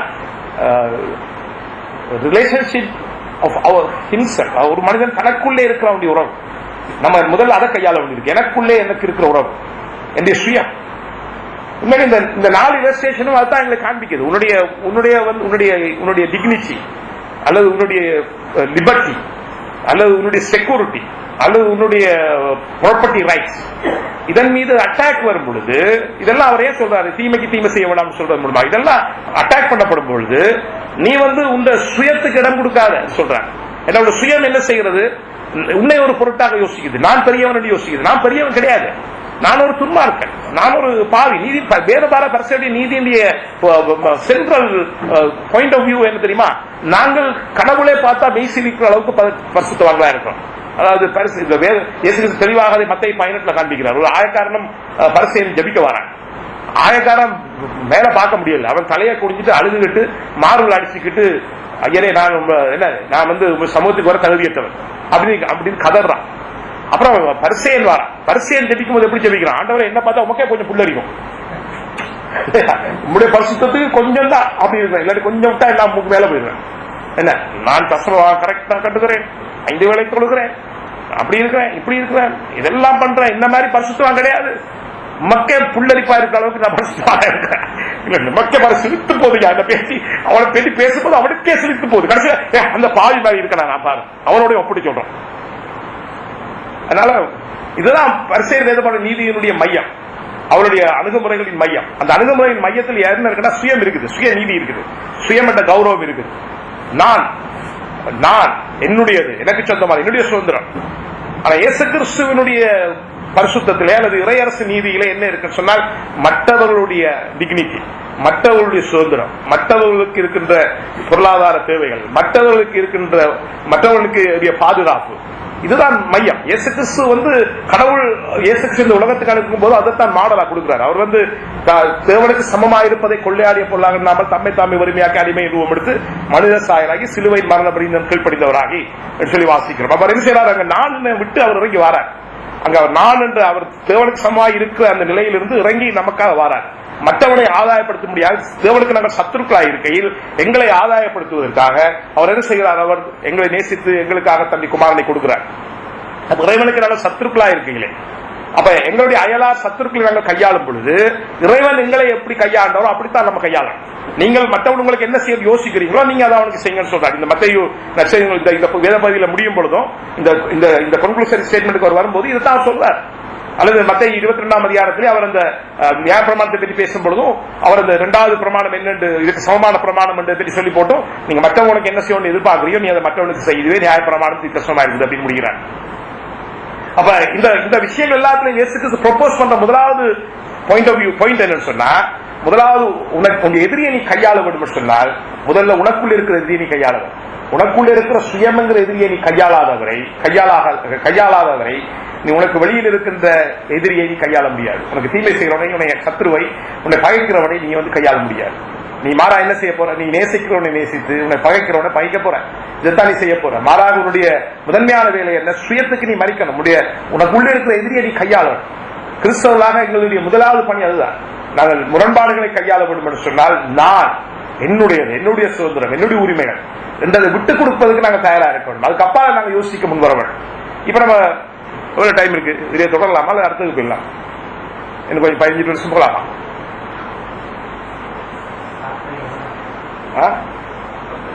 எனக்கு பார்க்க ஸ்டார்டிங் டைம் பார்க்கல, முடிக்கலாம். எனக்கு கொஞ்சம் இதை பேச முடியும். அப்ப முதலாவது இப்ப அந்த கண்டெக்ஸ்ட்ல அந்த சூழமைப்புல நம்ம பார்ப்போம் சொன்னா, இப்ப அட்டாக் ஆன் அவர் பர்சனல் டிக்னிட்டி, எங்களுடைய கண்ணத்தில் அடைப்பது. கண்ணம் என்பது சிம்போலிக்கா டிக்னிட்டிக்கு அடையாளமா இருக்கு. கண்ணமா அடிச்சா அப்படின்னு சொல்றது அவமானப்படுத்துவதற்கு அடையாளமா இருக்கு. இயேசு கிறிஸ்து கண்ணத்தில் அடிக்கும் போது இயேசு கிறிஸ்து அவமானப்படுத்துறான். இப்படி பதில் சொல்லக்கூடாதுன்னு சொல்லி அடிப்பது மட்டுமல்ல, அவன் இயேசுவை அவமானப்படுத்துகிறான். அவன் கண்ணத்தில் அடிப்பது என்பது அவமானப்படுத்துவதற்கு அடையாளமா இருக்கு. இயேசு மறுகணத்தை காட்டல. அவர் கையாண்ட முறையில் அவர் என்ன செய்யறாரு சொன்னால், அவனுக்கு அவர் திருப்பி அடிக்கல, அந்த சிச்சுவேஷன் விட்டு அவர் வித்ரோ பண்ணவும் இல்லை. மரா அவனை எதிர்கொள்கிறார். எப்படி எதிர்கொள்கிறார் என்றால், அவர் அவனுக்கு நன்மை செய்வதன் மூலமாக எதிர்கொள்கிறார். நான் சொன்னதில் தவறு இருந்தால் நீ அதை எனக்கு சொல்லு, இல்லன்னா நீ ஏப்பா என்ன அடிச்ச அப்படின்னு கேட்கிறார். இப்ப யோசிச்சு பாருங்க. இப்ப அந்த மனுஷனுடைய நிலைமையில நீங்க இருந்தா நீங்க என்ன செய்வீங்க? நீங்க யோசிக்க ஆரம்பிக்க இல்லையா? நான் இந்த ஆளை எழுந்து அடிச்சு போட்டு தெரியாம அவசியம் இல்லை இல்லையா? இந்த ஆள் என்ன தப்பா சொல்லிட்டாரு, நான் உணர்ச்சி வசப்பட்டுட்டேன் இல்லையா, நான் உணர்ச்சி வசப்பட்டு நான் பிரதான ஆசாரியருக்கு ஒரு நேர்மையான பதில் அவர் கொடுக்கிறாரு. அவன் யோசிக்க வாய்ப்பு, அவனுக்கு ஒரு வாய்ப்பை உண்டு பண்ணுகிறார். அவன் வந்து தன்னுடைய தவறை உணர்வதற்கான ஒரு வாய்ப்பை உண்டு பண்ணுகிறார். அதன் மூலமா அவனுக்கு என்ன செய்யறார்? இயேசு கிறிஸ்து நன்மை செய்கிறார். தீமையை நன்மையினால் எதிர்கொள்கிறார். ஒரு தனக்கு கன்னத்தில் அறைந்தவனுக்கு அவர் வந்து இதை நீ வேற மாதிரி கையாண்டிருக்கலாம் யாருன்னு சொல்ல முயற்சிக்கிறார்.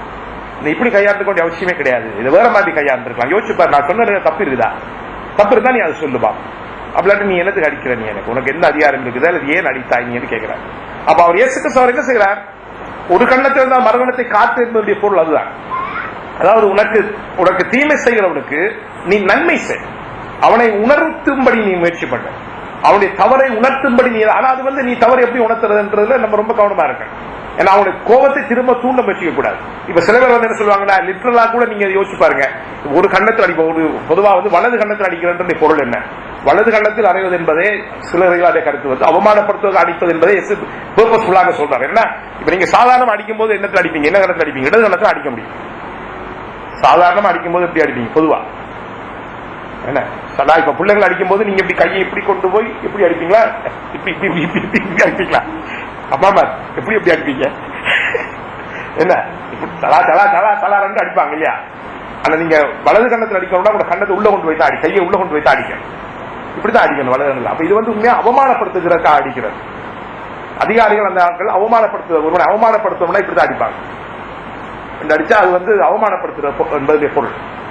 அப்ப சில பேர் சொல்றாங்க வந்து அப்படி அடிக்கும் போது நீங்க இந்த அடியா என்று கொடுத்தா கூட லிட்டரலாவே அவன் அடிச்சவன் யோசிக்க ஆரம்பிப்பான். லிட்டரலா எடுத்தா கூட. ஆனா இயேசுக்கு சிம்பாலிக்காக என்ன சொல்றாருன்னா, உன்னை ஒரு இயேசுக்கு 1 பேர் 2:23 சொல்லுது, அவர் பதில் வையாமலும் பயமுறுத்தாமல், அதாவது அவரை துன்புறுத்தி அவரை பயமுறுத்தி அவருக்கு தீமையான காரியங்களை அவர் செய்கிற போது அவர் அவர்களுக்கு தீமைக்கு தீமை செய்யாமலும் அவர் பயமுறுத்தவில்லை. அவர் வந்து அவர்களை வந்து நான் உனக்கு என்ன பண்ணுவேன் என்ன பண்ணுவேன் அவர் ஒண்ணுமே சொல்லவே கிடையாது. மாறாக அவர் அமைதியான முறையிலே அதை ரெசிஸ்ட் பண்ணார். அவர் வந்து தேவையான இடங்களில் அவர் அதை சரியாக ரெசிஸ்ட் பண்ணி அவர் கையாண்டார். அவை ஒரு விதத்திலே வந்து நம்ம வந்து நமக்கு நம்முடைய டிக்னிட்டியை தாக்கும் மக்கள் முயற்சிக்கிற போது நம்ம அவர்களை கையாளும் போது நம்ம அவர்களுக்கு என்ன விதத்திலே அவர்களுக்கு அதை உணர்த்த முடியும். அவர் செய்வது தவறு என்பதை நம்ம உணர்த்துவதன் மூலமாகத்தான் அதை வந்து எதிர்கொள்ள வேண்டுமே தவிர பரிசேயர் சொல்கிறது போல திருப்பி அடிக்கிறது மூலமாக அல்ல. அதான் இயேசு கிறிஸ்து ப்ரோபோஸ் பண்ணுறார். அல்லது நீங்க பாத்தீங்கன்னா எங்களுடைய செக்யூரிட்டி, அதாவது உன்னோட வழக்காடு வஸ்திரத்தை எடுத்துக்கொள்ள வேண்டும் என்று இருக்கிறவனுக்கு தெரியும். பழைய ஏற்பாட்டு காலத்துல வந்து வஸ்திரத்துக்கு எதிராகத்தான் ஒரு வழக்கு போடலாம், தவிர அங்கிக்கு எதிராக வழக்கு போட முடியாது. அந்த வஸ்திரத்தை கூட அவன் என்ன செய்ய வேண்டும்? சாயங்காலத்துக்கு திருப்பி கொடுத்துடணும். இயேசுக்கு சொல்ல உன்னிட்ட வந்து வழக்கு போடக்கூடிய ஒரு பொருளுக்கு எதிராக உன்னத்துக்கு வழக்கு போட்டு பாதுகாப்பை கேள்விக்குறியாக்கும் போது நீ வந்து என்ன செய்ய தயாரா இருக்க வேண்டும்? சில நேரத்தில் வந்து நீ அதுக்கு மேலே கொடுப்பதற்கு நீ தயாரா இருக்க வேண்டும் சொல்லுகிறார். அல்லது வந்து 1 மைல் தூரம் பிரயாணம் பண்ணுவது. உண்மையா ரோமருடைய காலத்துல வந்து சாதாரணமா ஒரு போர் வீரனுக்கு ஒரு உதவி தேவைப்பட்டால் அவன் வந்து அது உதவியை செய்யும்படி ஒரு சிட்டிசனை வந்து அவன் கோரலாம். அவன் கோரினால் 1 மைல் தூரத்துக்கு கட்டாயம் செய்யணும், ரிஃப்யூஸ் பண்ணலாம். ஒவ்வொரு சிட்டிசன் ரோமாபுரி பேரரசின் கீழ் வாழ்ற ஒவ்வொரு மக்களுக்கு இருக்கிற கடமை என்று சொன்னால், ஒரு போர் வீரன் ஒரு தன் கடமை நிமித்தமான ஒரு தேவை பயணத்தின் போது உங்களை 1 மைல் தூரத்துக்கு தன்னோட வரும்படி, அதுல பொருள் என்ன பேசிக்கலுங்க, அவனோட பொருட்களை தூக்கிட்டு வாருங்க. உங்களுக்கு தெரியும், இயேசு கிறிஸ்துவனுடைய சிலுவை சுமக்கப்படுகிற பொழுது அந்த சிலுவை சுமக்கிறது உதவி செய்யறதுக்கு அவர் என்ன செய்யறாங்க? ஒரு நபரை நிர்பந்திக்கிறாங்க, அவன் சுமந்துட்டு போறான். ஏதாவது செய்யணும், அது அவனுடைய கடமை. அதே மாதிரி ஒரு போர் வீரர்கள் வந்து அந்த நாட்கள் கூட நடந்துதான் இடங்களை கடந்து போனார்கள். அப்ப அவங்க தங்களுடைய வெயிட்டான பொருட்களை சுமந்து கொண்டு போகும்போது அவங்களுக்கு ஒரு உதவி தேவைப்பட்டா வந்து அவங்க வந்து ஒரு சிட்டிசனை பார்த்து இதை தூக்கிட்டு வா அப்படின்னு சொன்னா அவன் தூக்கிட்டு போகணும், இல்லைன்னு சொல்ல முடியாது. அப்ப யோசிச்சு பாருங்க என்ன விதமான சிச்சுவேஷன். அங்க வந்து ரோமர்களுக்கு ஜூதர்கள் அடிமையா இருக்கிறாங்க. அந்த அடிமைத்தனத்துக்கு எதிராக அங்கே செலோத்தியர்கள் போராடி கொண்டிருக்கிறார்கள், ஆயுதம் ஏந்தி கூட போராடிக்கிட்டு இருக்காங்க.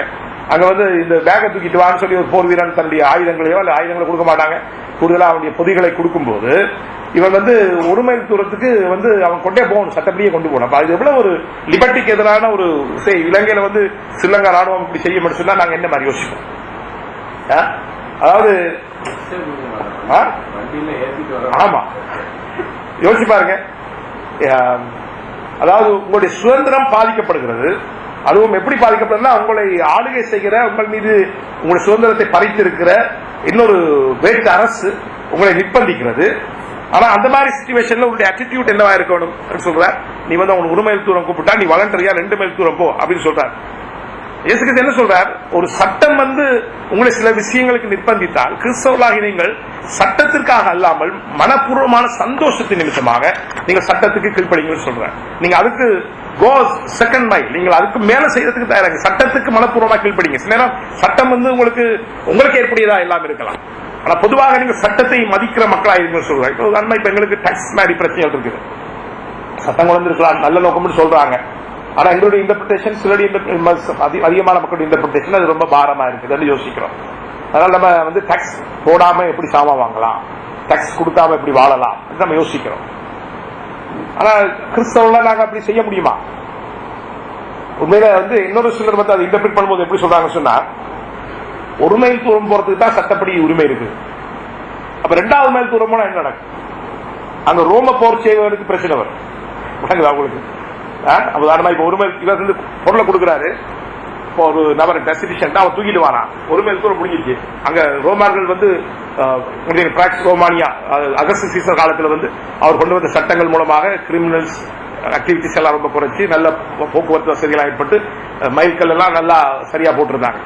அப்ப ஒரு மைல் தூரம் போன பிறகு இவன் தொடர்ந்து போறான்னு வச்சுக்கோங்க பொதிய கொண்டு. இவன் போர்ச்சேவன் அவனுக்கு குடியா இந்த பொருளை ரெண்டு கஞ்சுவான். சென்னை இவன் போய் கம்ப்ளைண்ட் பண்ணிடுவான்னு அவன் பயப்படுவான். இந்த 2 பேரும் அங்க சட்டம் சரியான கடுமையான சட்டம் இருந்தது. சட்டத்துக்கு அவங்க ரொம்ப கடுமையா பிடிப்பாங்க. போர்ச்சேவர்களை என்ன செய்ய முடியாது. இப்ப இயக்கத்துல ஆட்சிகள் என்ன செய்ய முடியாது. புலிகள் தங்கள் இஷ்டப்படி எதுவும் செய்யப்பட முடியாது. சட்டம் கிளியரா இருந்தா அந்த சட்டத்துக்கு மாறாக அவர்களுக்கு மேல போக முடியாது. 5 ரூபா தான் டாக்ஸ் அடிக்கணும்னா 10 ரூபா டாக்ஸ் அடிக்க முடியாது. புரியுதுங்களா உங்களுக்கு?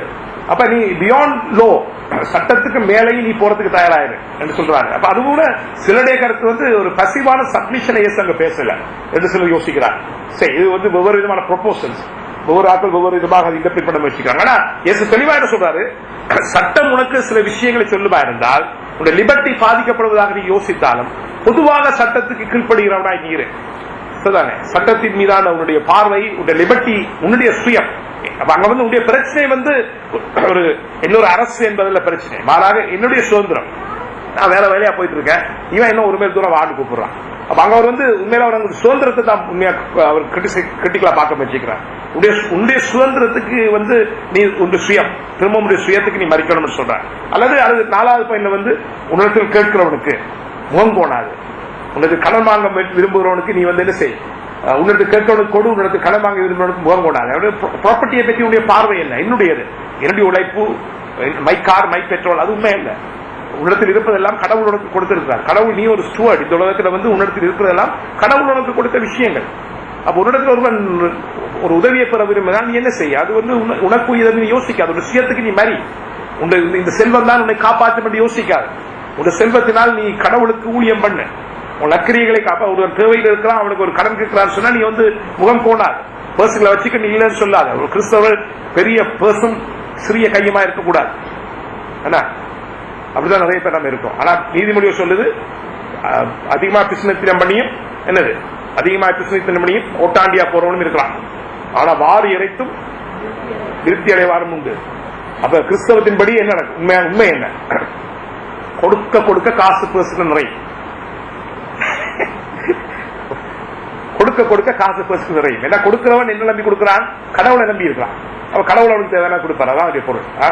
சரி, நான் இந்த மோதிரத்தை போடுங்க சங்கிலி கிடைக்கும் சொல்ல வரல, உண்டியல்ல கடத்தி மோகத்தை போடுங்க அந்த மாதிரி சொல்லி மக்களை ஏமாத்துறாங்க, அந்த மாதிரி சொல்லல. ஆனா கிறிஸ்தவம் என்ன சொல்லுது, வாரி இறைக்கும். அதாவது ஏழைகளுக்கு கொடுப்பது, தர்மம் செய்வது, அர்ப்பணிக்காக கொடுப்பது எல்லாம். அதாவது கொடுக்கும்போது நம்ம என்னத்தை காண்பிக்கிறோம், என்னுடைய நம்பிக்கை என்னுடைய சொத்துல இல்லை, இந்த ப்ராப்பர்ட்டி என்னுடையதல்ல. இந்த 2 முக்கியமான விஷயத்தை நம்ம ஏற்றுக்கொள்கிறோம். இது என்னுடையதல்ல, இதுல நான் தங்கியும் இல்லை, நான் கடவுளை சார்ந்து இருக்கிறேன், என்னுடைய சுயத்துக்கு நான் மறிக்க வேண்டும். அப்ப என்னிடத்தில் பெற்றுக்கொள்ள விரும்புகிறவன், என்னிடத்தில் கடன் கேட்கிறவனுக்கு நான் முகம் போனக்கூடாது, என்னிடத்தில் வைத்து கண்டு நான் இல்லை என்று சொல்லக்கூடாது சொல்லுகிறேன். அவை தீமையை, அதாவது தீமையை நீங்கள் கையாளுவதை குறித்து ஆண்டவர் பேசுகிறார். நாங்கள் தீமை சூழ்ந்த பூமியெல்லாம் வாழ்றோம், எங்களை சூழ தீமை இருக்கிறது. நாங்கள் பரிசேயர் வேதப்பார் என்ன யோசிக்கிறார்கள், தீமையை நாங்கள் கையாள்வது வேண்டும் சொன்னால் நாங்கள் தீமைக்கு தீமை செய்ய வேண்டும் யோசிக்கிறார்கள். ஏன் சொல்றாரு, நீங்க தீமை செய்வதன் மூலமாக கையாள வேண்டாம், அல்லது நீங்கள் தீமைக்கு விலகி செல்லவும் முயற்சிக்க வேண்டாம், அல்லது தீமையை நீங்கள் சகித்துக் கொள்ளவும் முயற்சிக்க வேண்டாம், மற்ற தீமையை நீங்கள் நன்மையினால் எதிர்கொள்ளுங்கள் சொல்லுகிறார். நீங்கள் தீமையை நன்மையினால் எதிர்கொள்ள வேண்டும் என்று சொன்னால் முதலில் உங்களுக்குள் இருக்கிற தீமையை நீங்கள் கையாள வேண்டும். சுயம் என்கிற தீமை, அந்த தீமை உங்களுக்கு இருக்கும் வரை தீமையை நீங்க நன்மையினால் கையாள முடியாது. உங்களுடைய அயலவனை, உங்களுக்கு தீமை செய்கிறவனை, உங்களை எதிர்க்கிறவனை, உங்களை வெறுக்கிறவனை நீங்கள் நேசிக்க முடியாது. நீங்கள் உங்களுடைய சுயத்தை நேசிக்கும் வரை நீங்கள் என்ன செய்ய முடியாது? உங்களுக்கு தீமை செய்கிறவனை நீங்கள் நேசிக்க முடியாது. நீங்கள் தீமை செய்கிறவனை நேசிக்காத வரை, உங்கள் சத்துருவை நீங்கள் நேசிக்காத வரை அவனுக்கு நீங்கள் எந்த நன்மையும் செய்ய முடியாது, எந்த உதவியையும் அவனுக்கு பண்ண முடியாது. எங்களுக்கு தீமை செய்கிறவர்கள், எங்களோட முரண்படுபவர்கள், எங்களுக்கு அநீதி செய்ய வேண்டும் யோசிக்கிறவர்கள், அவர்களுக்கு நிறைய தேவையோடு இருக்கிறார்கள், அவர்கள் நிறைய பிரச்சனைகளோடு இருக்கிறார்கள், அவர்களுக்கு நாங்கள் செய்யத்தக்க பெரிய நன்மைகள் இருக்கிறது. அதை நாங்கள் செய்ய முடியாத எங்கே வருகிறது? நாங்கள் எங்களுடைய சுயத்தை முதன்மைப்படுத்தும் போது, எங்களுடைய சுயத்தை நாங்கள் கொல்லாத வரை நாங்கள் எதையுமே சாதிக்க முடியாது. அவை நாங்கள் முரண்பாடுகளை கையாள வேண்டும் சொன்னால் நாங்கள் தீமைக்கு தீமை செய்ய முடியக்கூடாது, மாறாக தீமைக்கு நாங்கள் நன்மை செய்ய வேண்டும். இயேசு கிறிஸ்து இங்கே எல்லா இடங்களிலும் ஆக்டிவ் பசிவிசத்தை பேசுகிறார், அகாப்பையை பற்றி பேசுகிறார், அன்பை பற்றி பேசுகிறார், அன்புடன் கூடிய நன்மையான செயற்பாடுகளை ப்ரொபோஸ் பண்ணுகிறார். என்றால் எங்கள் பிதா பூர்ண சத்ருவராக இருக்கிறார். அவர் தீயோர் மீதும் நல்லோர் மீதும் மழையை வர்ஷிக்க பண்ணுகிறார். நாங்கள் சத்துருக்களாக இருக்கையிலும் அவர் எங்களை நேசித்து எங்களுக்காக தம்முடைய குமாரனை கொடுத்திருக்கிறார் என்று ரோமர் 5ஆம் அதிகாரத்தில் பவுல் சொல்லுகிறார். அவை கடவுள் நாங்கள் சத்துருக்களாக இருக்கையில் எங்களை நேசித்தார். அவர் தேவனுக்கு சமமாக இருக்கிற என்ற அந்த நிலையை விட்டு இறங்கி வந்தார். அந்த சுயத்தை அவர் விட்டுக் கொடுத்து வந்தார். நாங்கள் எங்களுடைய எதிரிகளை அல்லது எங்களை தீமை செய்வர்களை கையாள வேண்டும் என்று சொன்னால் அதே மனப்பாங்களே எங்களுக்கு வேண்டும். நாங்கள் சுயத்தை, நாங்கள் எங்களுக்கு உள்ளிருக்கின்ற எதிரியை நாங்கள் கையாள வேண்டும், எங்களுக்கு உள்ளிருக்கின்ற எதிரிக்கு நாங்கள் மறிக்க வேண்டும். எங்களுடைய சுயத்தை நாங்கள் சரியாக கையாளுவோம் சொன்னால் எங்களுக்கு வெளியில் இருக்கின்ற மனிதர்களோடு எங்களுடைய உறவை நாங்கள் சரியாக வைத்திருக்க முடியும். அவை எங்களுடைய வாழ்க்கையை நாங்கள் யோசித்து பார்ப்போம். எங்களை தீமை செய்வதை நாங்கள் என்ன செய்ய வேண்டும், அவர்களை நேசிக்க வேண்டும் என்று ஆண்டு அழைக்கிறார். பரிசேயர் வேதபாரகர்களுடைய நீதியை விட உங்களுடைய நீதி மேன்மையானதாக இல்லாவிட்டால் நீங்கள் பரலோக ராஜ்யத்தில் பிரவேசிக்க முடியாது. இந்த பரிசேயர் வேதபாரக நீதி ஒரு அவுட்வர்டான நீதியை தவிர மோட்டிவேஷன், இருதயபூர்வமான அந்த நீதி அல்லாத நீதி. அவருடைய மோட்டிவேஷனை பற்றி அவளுக்கு எந்த அக்கறையும் இருக்கிறது, ஏன் அதை செய்கிறேன் என்பதை பற்றி அவளுக்கு எந்த அக்கறையும் இருக்கிறது. அவர் வெள்ளையடிக்கப்பட்ட கல்லறைகளாக தான் உள்ளே இருதயபூர்வமாக அவர்களுக்குள்ளே சுயம்தான் இருந்தது. நான் பரிசுத்தன், நான் நீதிபரன், என்னுடைய சுயம், என்னுடைய சுதந்திரம், என்னுடைய உரிமைகள் என்ற மாதிரி தான் அவருடைய பார்வை முழுமையாக இருந்தது. மாறாக கிறிஸ்தவர்களாகிய நாங்கள் துன்மார்களாய் பாவிகளாக இருக்கையில் கடவுள்களை நேசித்தார். நாங்கள் சத்துருக்களாக இருக்கையில் அவர்களை அன்பு செய்தார். நாங்கள் தேவ பகைஞராக இருக்கும் பொழுது அவர் எங்களை அன்பு கூர்ந்தார். எனவே இந்த மாடலை தான் கடவுள் எங்களுக்கு எதிர்பார்க்கிறார். எங்கள் எதிர்களை கையாளுவதிலே, எங்கள் முரண்பாடுகளை கையாளுவதிலே அவ்விதமாக நாங்கள் கையாளும் போது மட்டும்தான் நாங்கள் கிறிஸ்துவை போல தீமைக்கு நாங்கள் நன்மை செய்வர்களாய், எங்களுக்கு அநீதி செய்தவர்களை நாங்கள் அன்பு செய்வர்களாய் நாங்கள் காணப்பட முடியும். எங்களை நாங்கள் ஆராய்ந்து பார்ப்போம். கண்களை மூடி நாங்கள் ஜெபம் செய்வோம். கிருபையில் ஐஸ்வர்யம் உள்ள எங்கள் அருமை ஆண்டவரே, இந்த அருமையான காலப்பொழுதுக்காக நமக்கு நன்றி சொல்லி துதிக்கிறோம். திரு சமூகத்திலே நாங்கள் கூடி வார்த்தைகளை கவனிக்கும்படியான வாய்ப்பை கொடுத்ததுக்காக நன்றி சொல்லுவோம். ஆண்டவரே, கண்ணுக்கு கண் பல்லுக்கு பல் என்ற பரிசேயருடைய வேதபாரருடைய உபதேசங்களுக்கு மாறாக தீமையை நன்மையினால் எதிர்கொள்ளும்படியான அழைப்பை நீங்கள் கொடுத்திருக்கிறீர். உம்முடைய பிள்ளைகள், உங்களுடைய அரசின் மக்கள் மத்தியில் இப்படித்தான் இருக்க வேண்டும் என்று விரும்புகிறீர்கள் என்கின்ற விருப்பத்தை நீங்கள் வெளிப்படுத்தி காண்பித்திருக்கிறேன். ஒரு வாழ்நாளிலே நீர் ஆண்டவரே நமக்கு தீமை செய்த மக்களை நீர் எதிர்கொண்ட முறைமைகளை நாங்கள் காணும் பொழுது உண்மையை பார்த்து பின்பற்றுவதாய் நாங்கள் இருக்கும்படி எங்களுக்கு உதவி செய்யும்படி நாங்கள் செபிக்கிறோம். எங்கள் பிதாவாகிய நீர் பூர்ண சக்குனராக இருக்கிறது போல நாங்கள் பூர்ண சக்குனராக இருக்க நீர் விரும்புகிறீர்கள் என்பதை வெளிப்படுத்தி இருக்கிறேன். அந்த பூர்ண சக்குனம் என்பது ஆண்டவரை தங்களை நேசிக்கிறவர்களை நேசிப்பதல்ல, மாறாக தங்களை பகைக்கிறவர்களை நேசிப்பது என்பதை உங்களுடைய குமாரனை எங்களுக்கு கொடுத்ததன் மூலமாக நீர் எங்களுக்கு காண்பித்திருக்கிறேன். ஆண்டவரை பரிசுத்தத்தையும் அன்பையும் ஒரே நேர்கோட்டில் நீர் கொண்டு சிலுவையிலே மரணத்தை ஜெயம் கொண்டு ஆண்டவரை நாங்கள் சுயத்துக்கு மறித்து உமக்காக கிறிஸ்துவுக்குள் வாழும்படியாக எங்களுக்கு கொடுத்திருக்கின்ற புதிய ஜீவனின் நம்பிக்கைக்காய் வாழ்க்கைக்காய் உமக்கு நன்றி சொல்கிறோம். ஆண்டவரை நாங்கள் தகுதியற்றவர்களும் துன்மார்க்கரும் இப்பொழுதும் ஆண்டவரை எங்களுடைய சுயத்தை நாங்கள் நீதி உள்ளதாய் காண்பித்துக் கொண்டு வாழ முயற்சிக்கிற போலியான மனிதர்களாய் நாங்கள் இருக்கிறோம். ஆண்டவரை நாங்கள் நேர்மையான முறைகளிலே நாங்கள் எங்கள் வாழ்க்கையை நடத்த எங்களுக்கு உதவி செய்யும். எங்களை குறித்த நேர்மையான பார்வை எங்களுக்கு வைத்திருக்கிற எங்களுக்கு உதவி செய்யும். மற்றவர்களை ஆண்டவரை நாங்கள் அன்பு செய்ய எங்களுக்கு உதவி செய்யும். எங்களை தீமை செய்வர்களையும், எங்களை எதிர்க்கிறவர்களையும், எங்களை சபிக்கிறவர்களையும் நாங்கள் ஆசீர்வதிக்கவும், அவர்களை நேசிக்கவும், அவர்களுக்காக நாங்கள் ஜெபிக்கவும் இருதயத்தை எங்களுக்கு தான். எங்களுடைய சுயத்துக்கு நாங்கள் மறித்து உங்களுடைய இதயத்தை எங்கள் மூலம் மாற்றும் பொழுது ஆண்டவரை அதை நாங்கள் செய்ய முடியும் நாங்கள் அறிந்திருக்கிறோம். ஏனால் சிலுவையிலே உண்மை சபிக்கிறவர்களையும், உண்மை துன்புறுத்தினவர்களையும், உண்மை சிலுவை மரணத்துக்கு கையளித்தவர்களுக்காக ஜெபம் செய்ததை நாங்கள் காண்கிறோம். அதே இருதயத்தை எங்களுக்கு கொடுத்து நீங்களை ஆசீர்வதிக்க முடியாது. எங்கள் ஆண்டவர் ரட்சகருமாகிய இயேசு பிரபு நாமத்திலே ஜெபம் கேட்டு நிற்கிறோம். எங்கள் அருமை தகப்பனே.